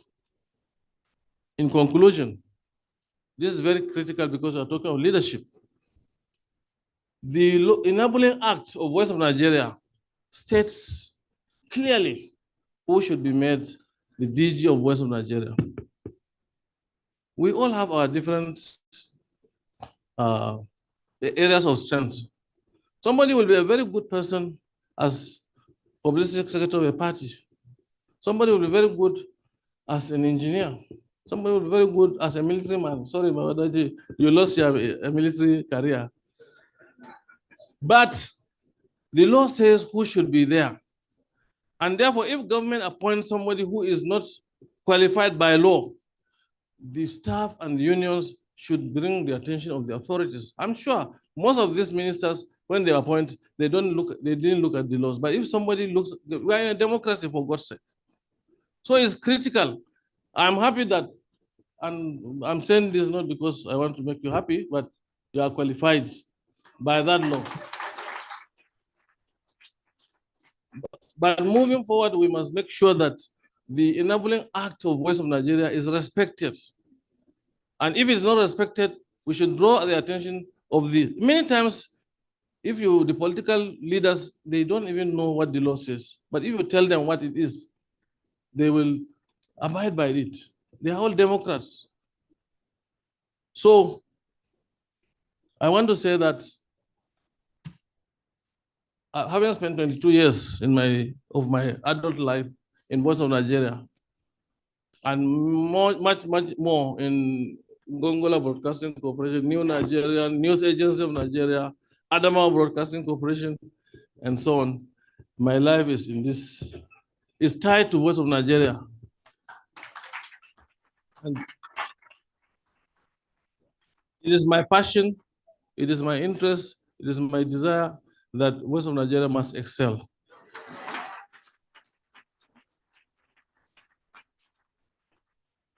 It is because I'm involved. Thank you very much.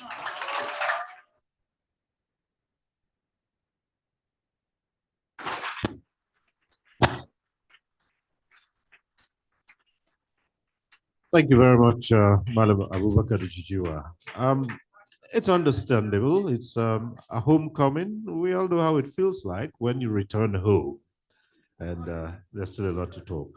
But we may have to speed up things from this point because both the distinguished senator and chairman of the Senate Committee on Information and the Honorable Minister have other engagements.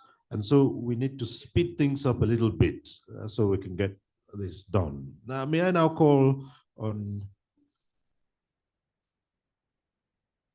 the chairman of the Senate Committee on Information and National Orientation, distinguished Senator Eze Kenneth Emeka, to speak. Thank you.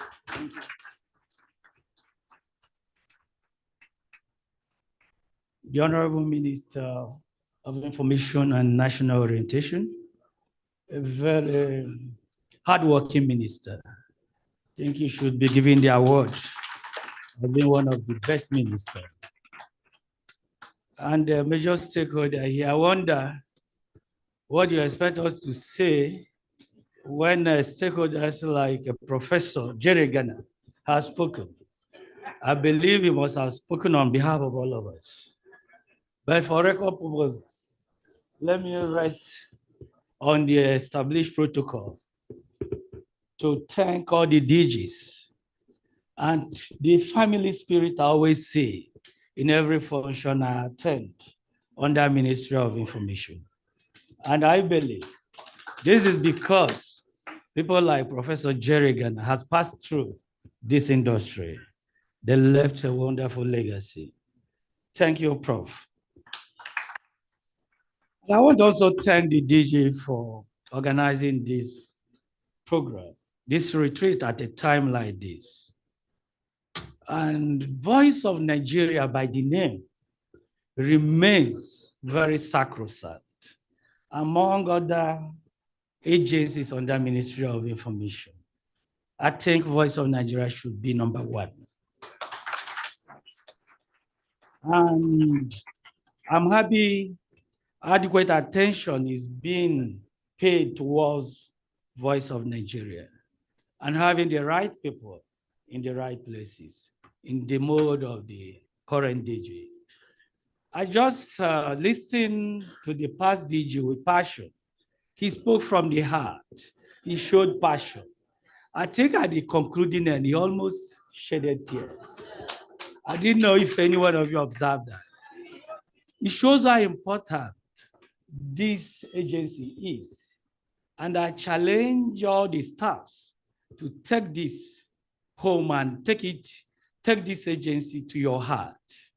We will be doing so much for Nigeria. I will be telling you, just like others did, I may not be reading my speech because I'm equally becoming emotional just because of the name Voice of Nigeria. There is enormous tax for you people, having been posted and saddled with responsibility to speak for Nigeria, especially in the outside world. You have to do what you're doing to be very best of it because you represent Nigeria. What you bring out here, speak volume about what Nigeria is and what we stand for. I'm aware that from all indication, Voice of Nigeria is digitalized. But I will be telling you that much is expected from you people. It's still not enough. You're still far behind. I don't want to be praising you people because Nigeria, if given the enabling environment and opportunity, we rule the world. You should be competing with organizations like BBC, Voice of America, and so on and so forth. That is where you find yourself. And you have to check, can you compete favorably with such reputable organizations like Voice of America? And I know with the minister we have on the saddle and with Renewed Hope agenda, which is a transformative agenda to reposition Nigeria, I believe Voice of Nigeria will not be left behind. And this retreat has to come up with enough policies and develop principles that can drive this agency very forward. You are not just here for jamboree. I listened to one of the panelists or the guest lecturer, and I know he's full of intellectuals that are gathered here to come and contribute to the progress of Voice of Nigeria as a body. I will be assuring you people, for want of time, that the 10th Senate and indeed National Assembly will be very, very proactive in their legislation and budgetary framework.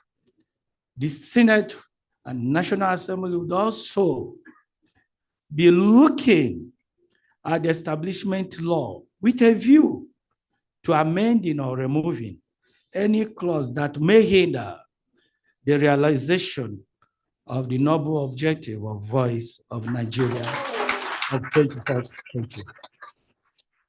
Thank you very much and wish you all wonderful retreat. Thank you.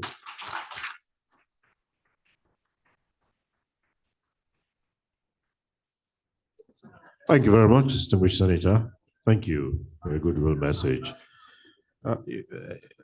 Honorable Minister, sir, distinguished ladies and gentlemen, let me quickly ask for another goodwill message to be delivered by the Managing Director of NIGECOMSAT, Mrs. Jane Egerton Idehe.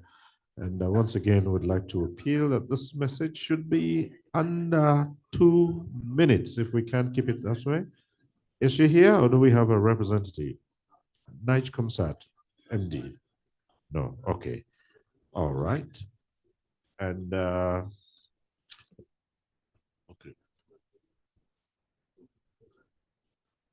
Okay. All right. We also have a very short message to be delivered by the CEO of NIDCOM, Honorable Abike Dabiri Erewa. I do understand that this is recorded and maybe the technical crew can do us the honors. And this is hoping that that message is less than 2 minutes or thereabouts. Right.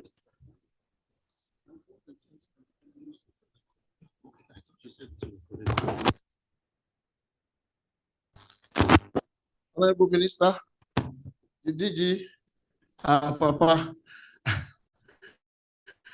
I equally want to recognize somebody who really mentored us, Professor Raf Akinfeleye. I read this book in 1987 when we were doing communication. Thank you very much, Prof. I can't see him here. So I think the technical group, Honorable Abike Dabiri Erewa couldn't be here. I have sent me and she did a 2 minutes goodwill message. My name is Abdulrahman Balogun. Please, can you put it on? I'm the director of media, public relations, and protocol, Nigerian Diaspora Committee. That's the message. Please.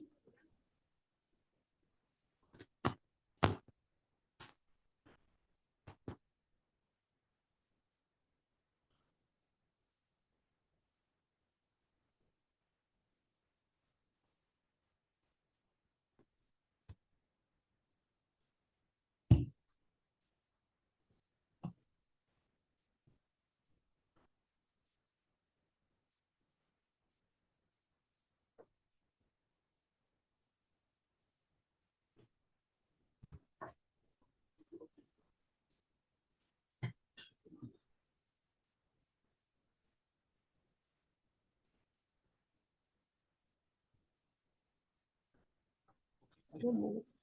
I don't see it. I don't see it. Oh, okay. Okay. What you said in the message was commending the DG for the brilliant work she has been doing, and then for the strategic partnership we've been having with the Voice of Nigeria. Of course, you know, our clients, they are mostly in the diaspora, and then they need the Voice of Nigeria to be able to articulate some of the policies of government, and we are getting rich today. And then commending the DG for its proactiveness. We are into strategic partnership to the extent that the VON have been doing that voice for us. And for those who are demarketing Nigeria, it is the activities of Voice of Nigeria that we are able to reconcile and tell them what Nigeria is all about, what we are doing now, and rebranding the country. I don't know whether the message can still come up. She would really like to, and then commend the Minister of Information for the wonderful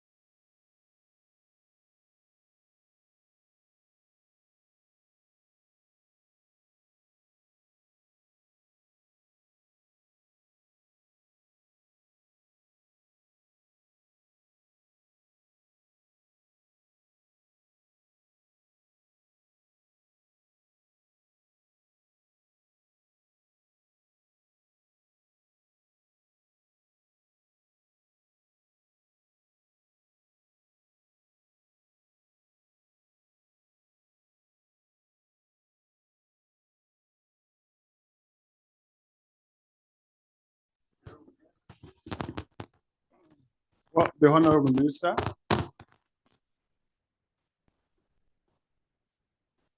And let me say, the Honorable Minister Emeritus.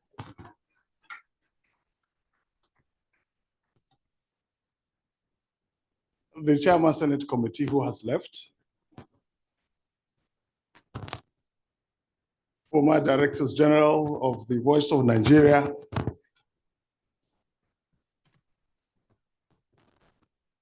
Distinguished guests, ladies and gentlemen, I bring you warm greetings from the News Agency of Nigeria, our country's national purveyor of information and Africa's biggest news content provider. Before I express my goodwill message to our sister organization, the Voice of Nigeria, let me also acknowledge the presence of so many people. It's interesting to know that Jijiwa, when I was a youth corper, he's forgotten this encounter. When I was a youth corper in the 80s in the old Gongola state, he was a young media administrator in GBC Yola. And the encounters we've had throughout his sojourn while I started my career in journalism so many years ago, he's forgotten that.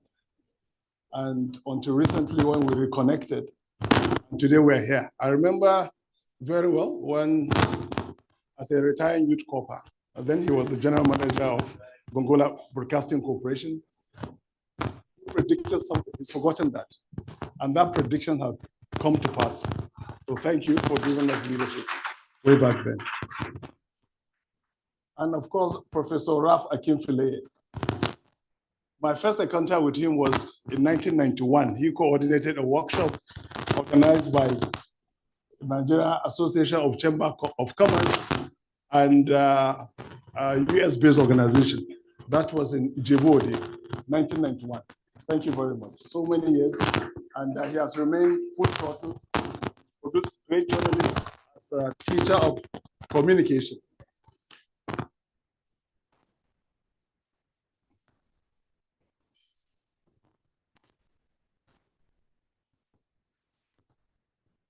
It's indeed heartwarming that we are gathered here today to discuss a theme that is critical to our industry and not just our institution, the Voice of Nigeria. At such a critical phase in the evolution of Nigerian media, the theme, Voice of Nigeria in 21st century, strategizing for global impact, could not have been more apt. There is no doubt that the Nigerian media is confronted with a myriad of challenges ranging from limited resources and inadequate infrastructure through widespread misinformation and disinformation by some outlets and onto limited access to digital technologies and internet connectivity, among others.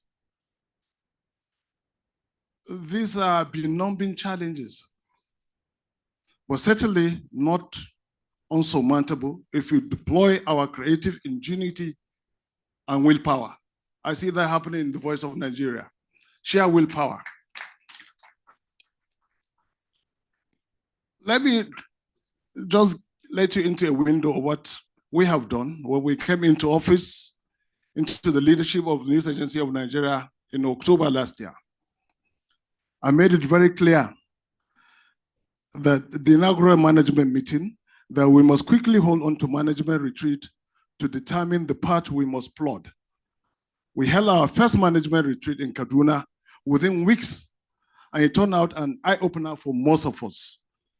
This was followed up by an editorial retreat a few months later, actually in February, which the eminent Professor Umar Pate offering us poignant posters for deep introspection.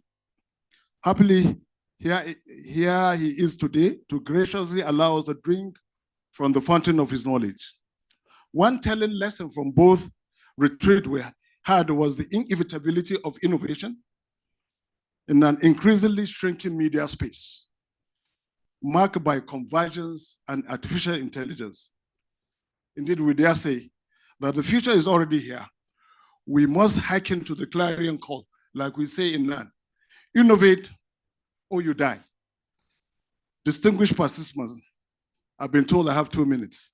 Ladies and gentlemen, while we ruminate on strategies that will put the voice of Nigeria in steady position for global impact, I urge you to think outside the box. Innovate without restraint and collaborate seamlessly to ensure a positive outcome. Together, let's work to reposition the voice of Nigeria as a symbol of our national values and a powerful tool for national transformation. I thank you all for your kind attention. And if you are aging, you must age very well. Thank you, sir. Thank you very much. MD News Agency of Nigeria, Ali M. Ali. May I now invite for a brief message the Executive Secretary, CEO of the Nigerian Press Council, Dr. Dili Ezuga. Thank you.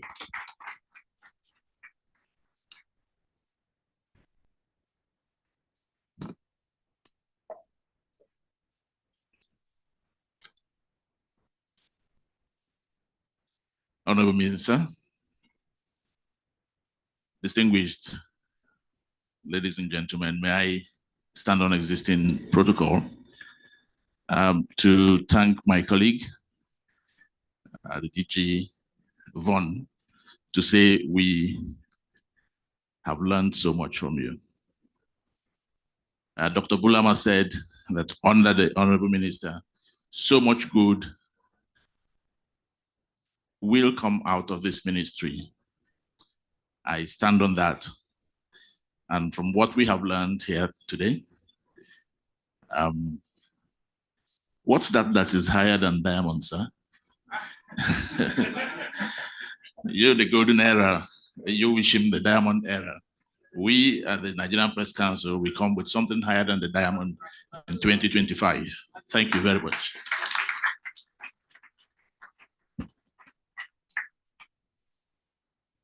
Thank you very much, Dr. Ezuga, the CEO of the Nigerian Press Council. And now, Your Excellencies, ladies and gentlemen, please let's welcome His Excellency Iancu Iordanou, the Ambassador of Bulgaria to Nigeria, to give us this message. Thank you.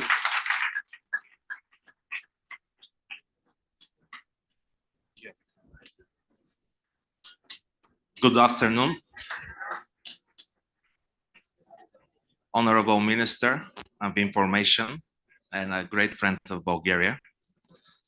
I'll associate and observe the established protocol, but I cannot but underline also the our host, which is the DG Voice of Nigeria, who has also contributed a lot to the Bulgaria-Nigeria relationship.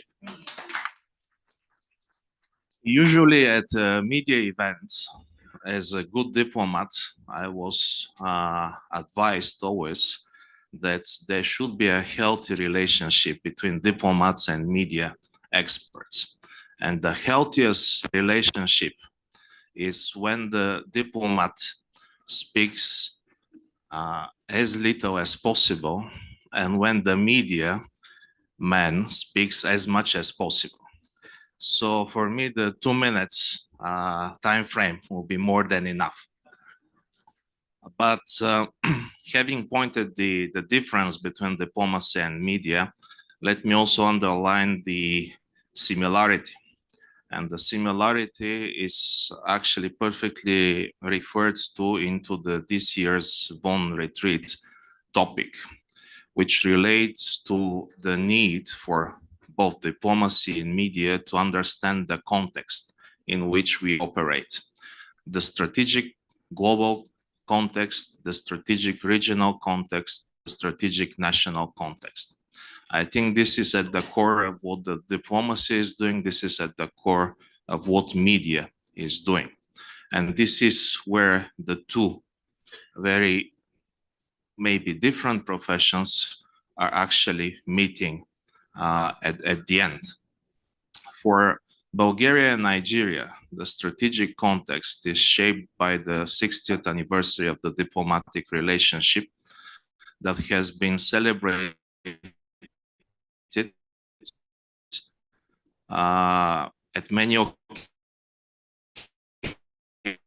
occasions this year, one of which we are very thankful for. And also, I would want to say that and to underline that Voice of Nigeria is one of the partners not only of Bulgaria, but of the informal group of the Francophone ambassadors in Nigeria, which I'm actually honored to chair. So there are a lot of things going on under the leadership of the DG of Voice of Nigeria, supervised by the Minister of Information, whom we are very thankful because he has set up a framework of cooperation between Bulgaria and Nigeria in this very critical area. So thank you very much for this invitation, and of course for giving me the opportunity to show my new Babandriga from Katsina. Thank you.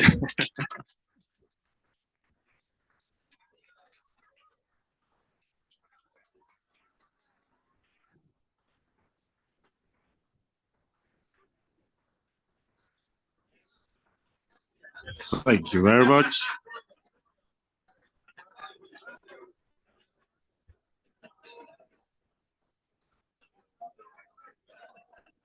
Thank you very much, Your Excellency. And I must say, lovely Babariga at that. Thank you. Honorable Minister, at this point in time, we did listen to a lecture on leadership. And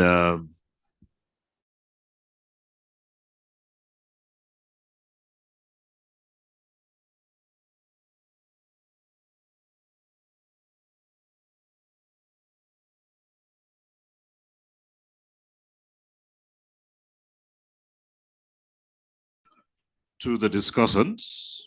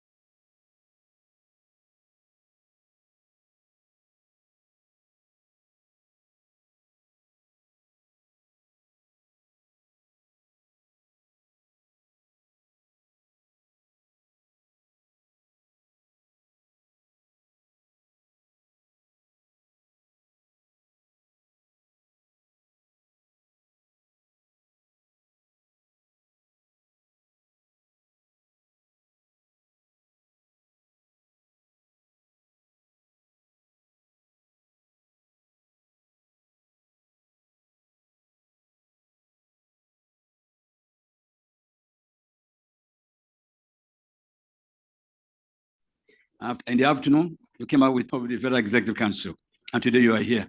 Perhaps you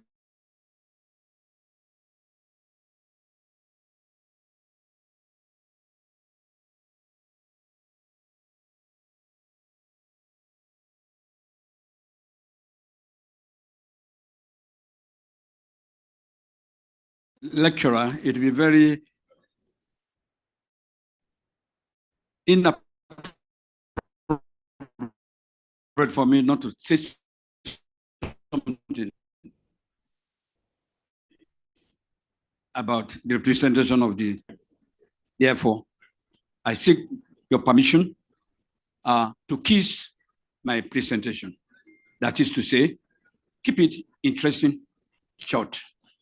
Keep it interesting, short, and simple.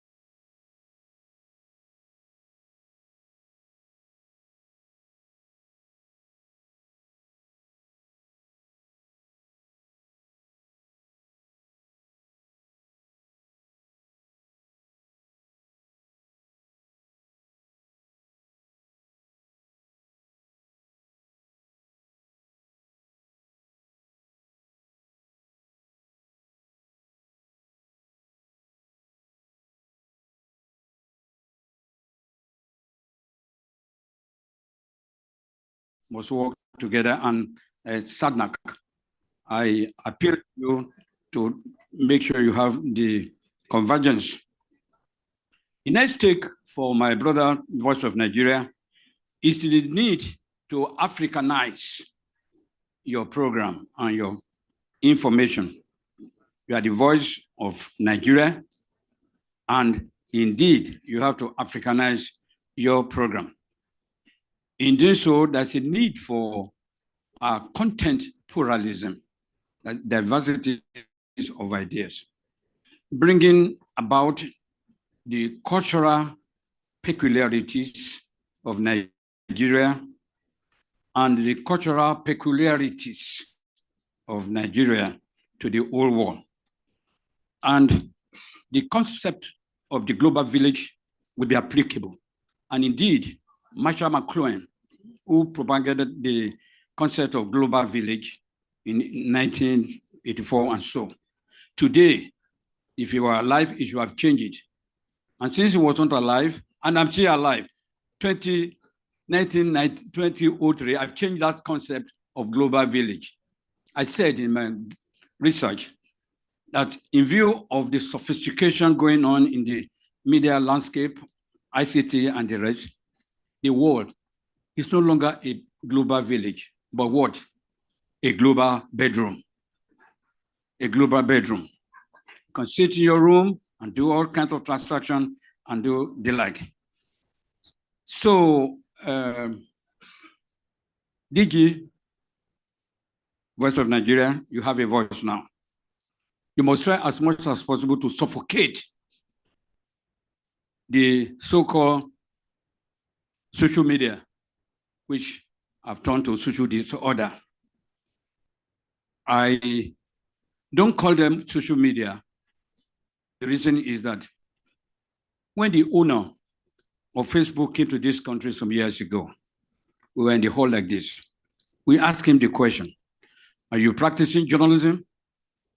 The man replied, said, no. Then what do you practice? Said they were just providing the platform for the people to disseminate information as quickly as possible at no cost. So we try to promote them, what we call them social media. They are leading us to social disaster. I call them, and I say that they are information processors. In fact, the name I have given to them, Mr. Honorable Minister, is that they are information traffickers. They traffic in falsehood. They traffic in disinformation. They traffic in misinformation. They traffic in fake news and the like.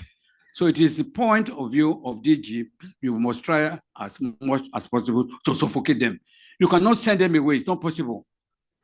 Because my research studies say about 35 countries of the world had legislation to ban them, but they are not bannable because of the fundamental human rights and the freedom of the press, which my Honorable Minister is aware, right from the blueprint and the like. But you need to suffocate them. And of course, I appeal to audience also. When you see something, you doubt it. You must be a doubter. Me, I don't believe whatever I read in that platform. I doubt on the one I check with news agency, with an NTA, Voice of Nigeria, and the like. Not control mechanisms that will operate and believe what is social media. On Sunday, the Honorable Minister told us what is going on in social media. Allegation that the chairman of INEC passed on fallacy. Very dangerous trend. They fail to achieve and tell us what Nigerians are doing. So, news agency, if you don't blow your trumpet, nobody will blow it for you. So you have a voice to blow a trumpet. Thank you. That's my small sermon X for Voice of Nigeria.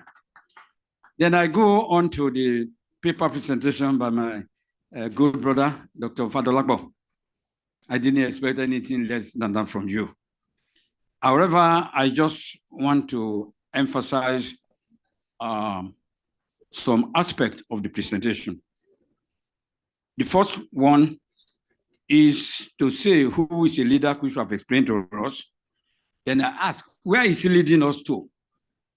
At what cost?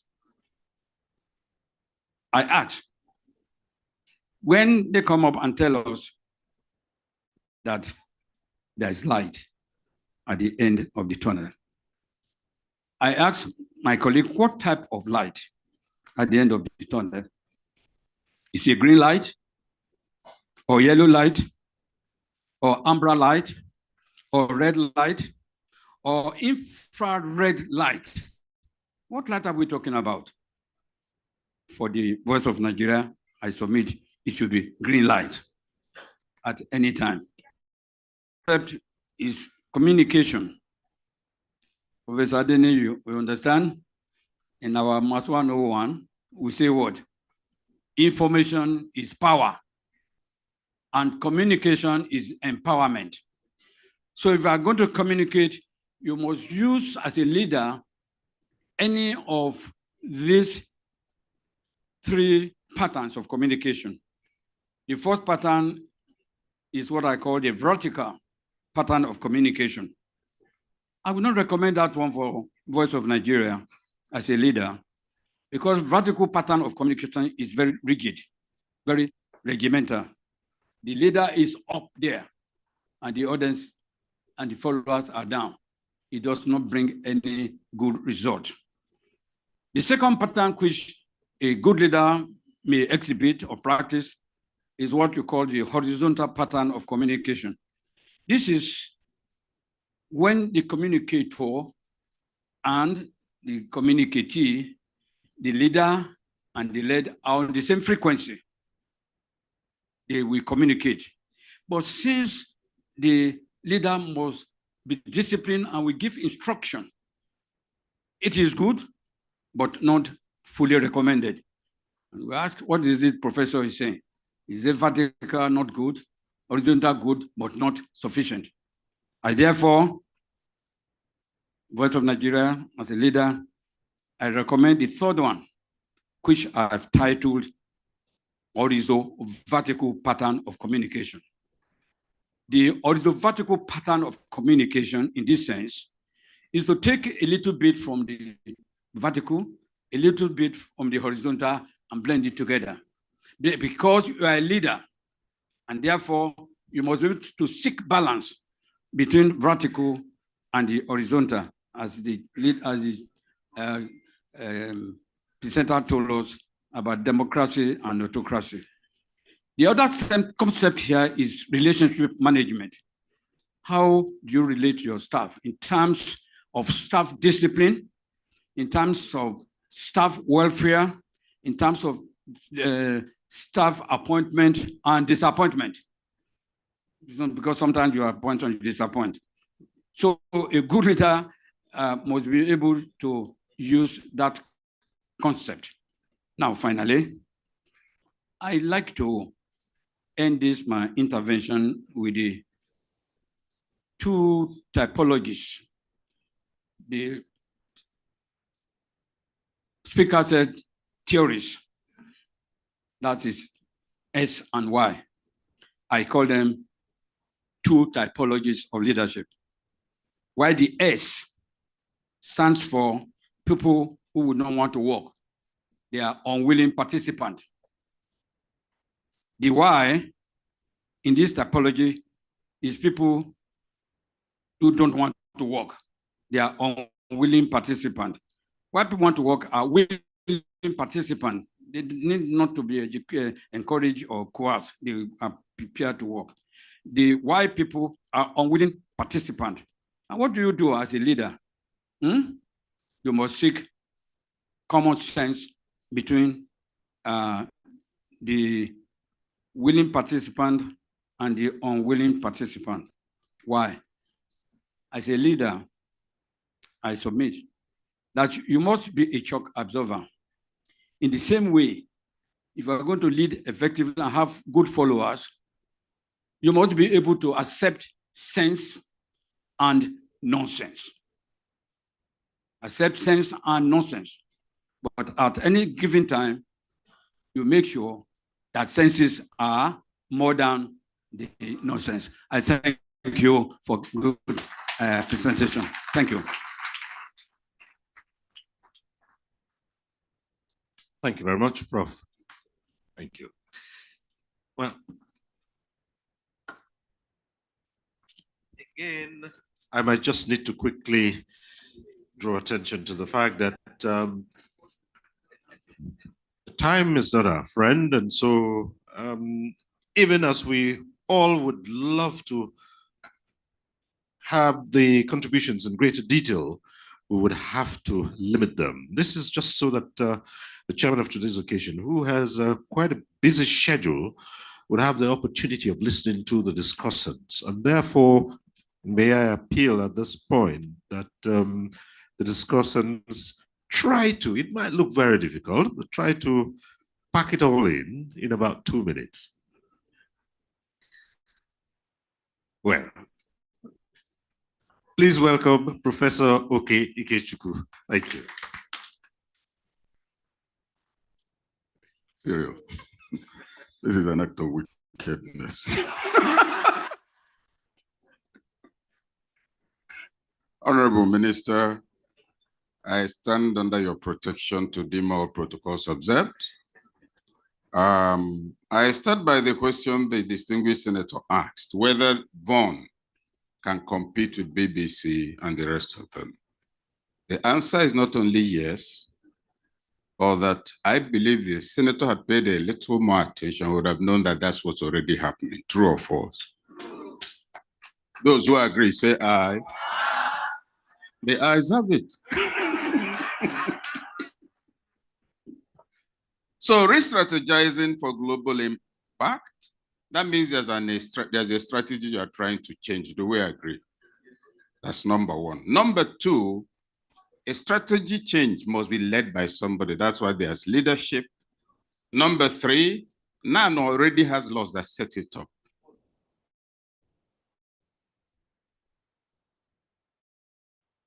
I mean, Vaughan. And so it then means that the job of the leader to make everybody to look in the same direction with the establishing statute as guide. Do we agree? But in addition, and you're talking about global impact, in addition, you have what you call vision review, which is what is occurring under Ndachi. Take the NDA was set up as a purely military university. Today is running postgraduate programs and all of that. That means vision review. That's what's happening in NAN. Do we agree? In Vaughan. Where is Ali? Maybe his village people are working on me, you know. You know, so the point here is quite simple and straightforward in that regard. Global standards are to guide what's going on in Vaughan, and that's what's happening. We had the DG talk of partnerships and the rest of it. Am I correct?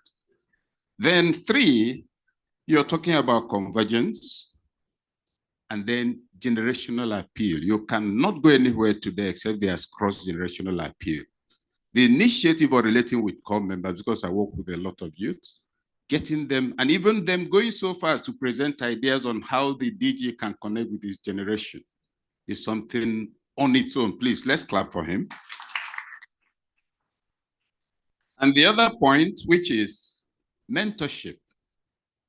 This is somebody who's been guided, professionally worked with and trained up to the point that the mentor can say with confidence, I'll send my mentee to the public domain, he won't embarrass me.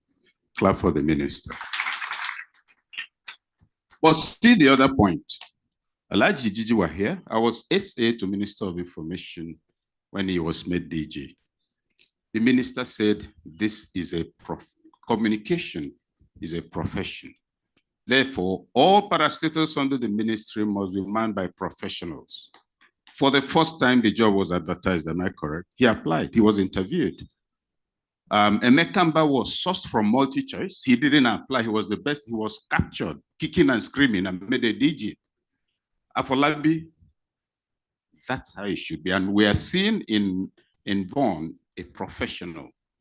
Not because he worked with him, but because over time, the skills and capacities and leadership inclinations are related to what is needed to make this place work. And we can see that that's what's happening. Then I think the whole point about the other point the speaker made was that we need to hear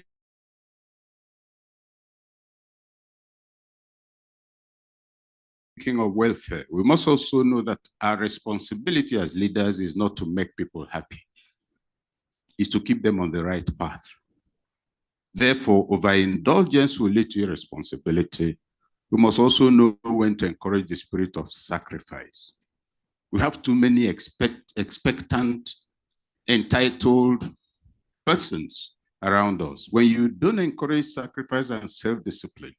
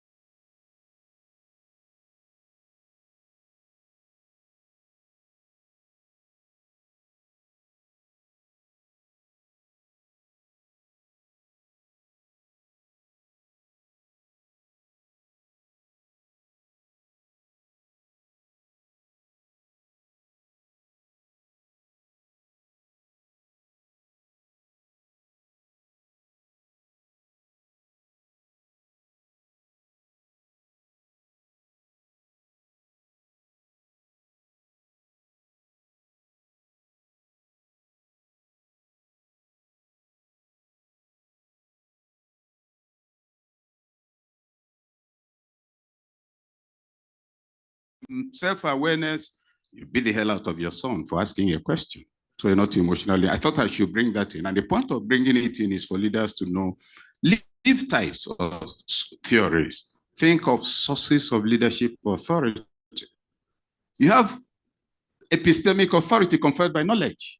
If the minister is more knowledgeable than me, he's a medical doctor, he's 29 years old, I'm 47, he brings one bitter smell tasting thing called chloroquine and asks me to swallow it. I don't like the taste. But based on his superior knowledge, what do? I obey.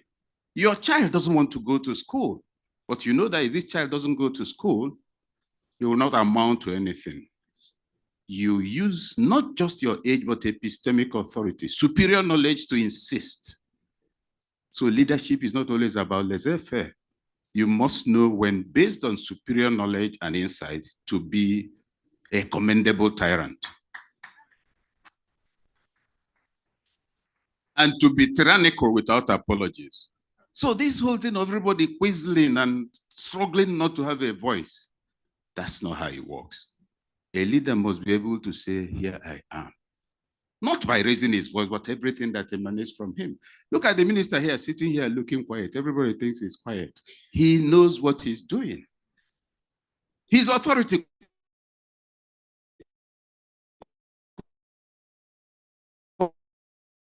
comes from professional understanding of these people.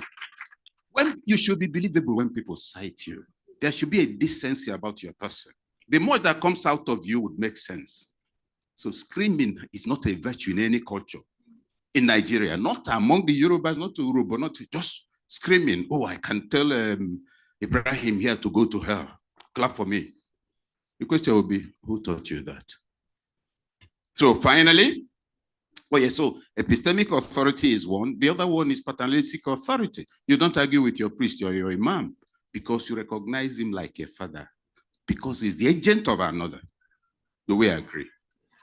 The leader in an office does not have paternalistic authority. He has only legal rational authority. The DG here was not DG until a letter said so. With that letter, anything he signed in the name of Vaughan stands valid. Legal rational authority. Now, if in addition to this legal authority, he has epistemic authority, which fortunately he has, knowledge of the sector, and then is emotionally intelligent and manages people well, that's your adding paternalistic authority. That's what you find mostly with leaders who are respected, who are known. And that's why in this country, we still talk about Ahmadu Bello. We talk about Awu and Zik. These were men who had deep insight, who lived for something. And so it's not about, and we've had so many leaders. I don't know anybody who can remember the names of governors of the last 12 years or whatever. That's the point to note. Legacy is not in a book written about you. It's on the impact.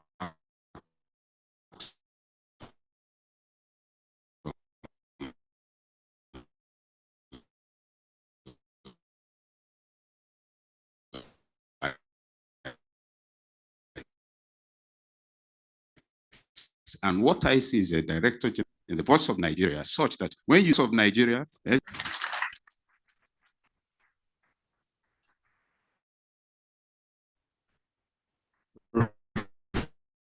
Professor Ikechukwu. Minister, I wouldn't waste much time. We'll just go straight to the next discussant. Please help me welcome to the podium, Professor Adama Adamu. Thank you.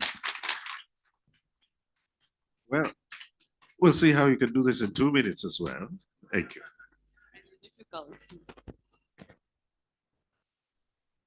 Yes, Honorable Minister, sir, distinguished guests, I stand on the existing protocol too. It's kind of difficult anyway, 2 minutes, but we'll try. I just have 1 or 2 things to say. First, to Voice of Nigeria. There's this much talk about digitalization of the whole system. Okay, I want to make emphasis that in as much as we're trying to digitalize, we should equally take into cognizance our cultural values. They are very, very key because digitalization has come with a lot of disruptions.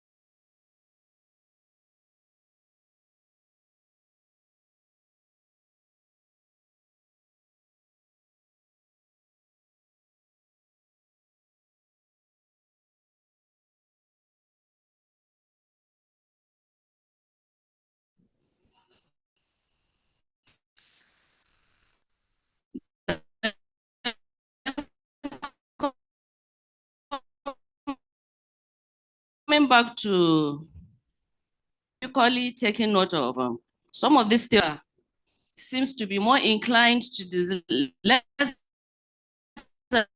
fair. It's problematic when you leave things on their own.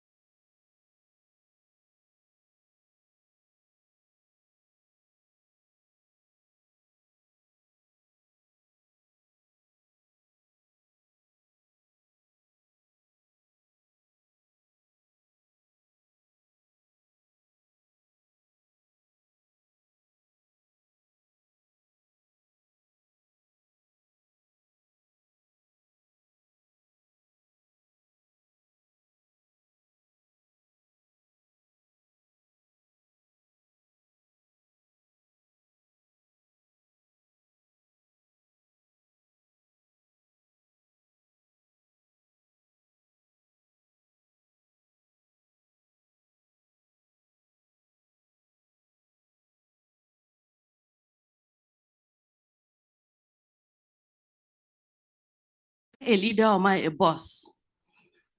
You know, sometimes even in our houses, there's no way for that perfect template of leadership. That's my stance. The perfect template of leadership as established here today, especially in the Nigerian or African context, does not exist. Whether we like it or not, sometimes we have to be a little bit coercive, not in the sense of inflicting pain.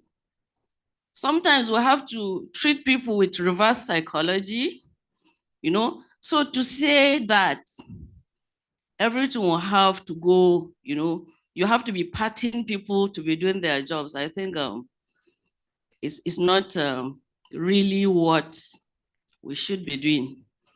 So the last take I have is regarding the objectives to be set. Yes, management by objective is key, but then who sets the objectives? This is where I think the crux of the matter is. Is it only the management staff that sits down? And sometimes I would just suggest that it would be handy if we try to explore, you know, sort of some theoretical perspectives. I believe in theory, in as much as theory and practice pulls apart. But theoretical perspectives help us take a little bit here, a little bit there. So in trying to probably set our objectives, we could borrow on Abraham Maslow's hierarchy of needs. We set our priorities. Then we look inwards to our organizations. What kind of system are we operating? I am sure when we try to take a little bit from here and there, we'll be able to have good leaders, and the followership would equally be more responsible. Thank you very much.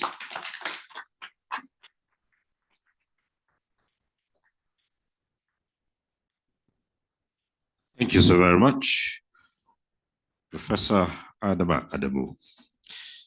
Distinguished ladies and gentlemen, the next discussant, I must get this right this time, is Professor Abba Tahir.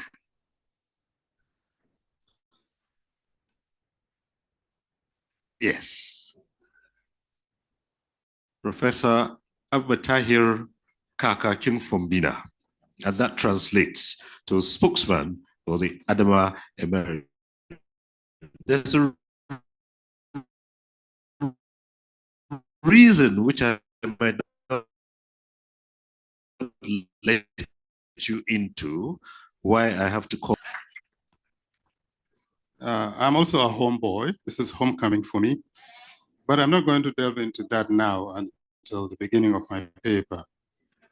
At the core of this exciting discussion is brand awareness and appropriate positioning for Voice of Nigeria. And probably attempt to answer a few of them.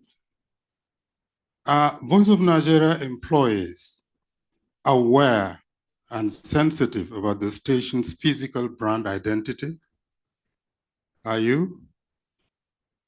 Have all employees defined, designed, and deliberately, knowledgeably, and consistently deployed any strategic branding brief in your own work at any point in time, either in the past, now, or planning to do as you ramp into the future?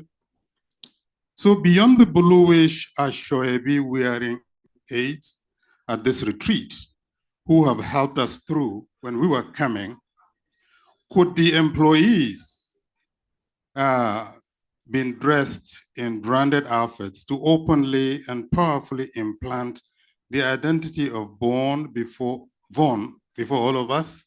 I think beyond this Ashoebi ashes, as a homeboy, I had expected to see us in our own brand colors to celebrate this management retreat. The minister is mildly branded. The chairman is branded, and therefore the DG is also expected to have been fully branded on this important day. Just like the ambassador who was unconsciously branded in Von colors, I urge him to always remain branded whenever he attends such gatherings. I have a very big suggestion. When I stop by the gatehouse of the Voice of Nigeria corporate headquarters ahead of coming to this event, I critically analyzed the physical brand of the entrance. And for me, the orange-colored Aluko bond does not belong to that gatehouse. It should be truly and properly branded in the bluish-white colors.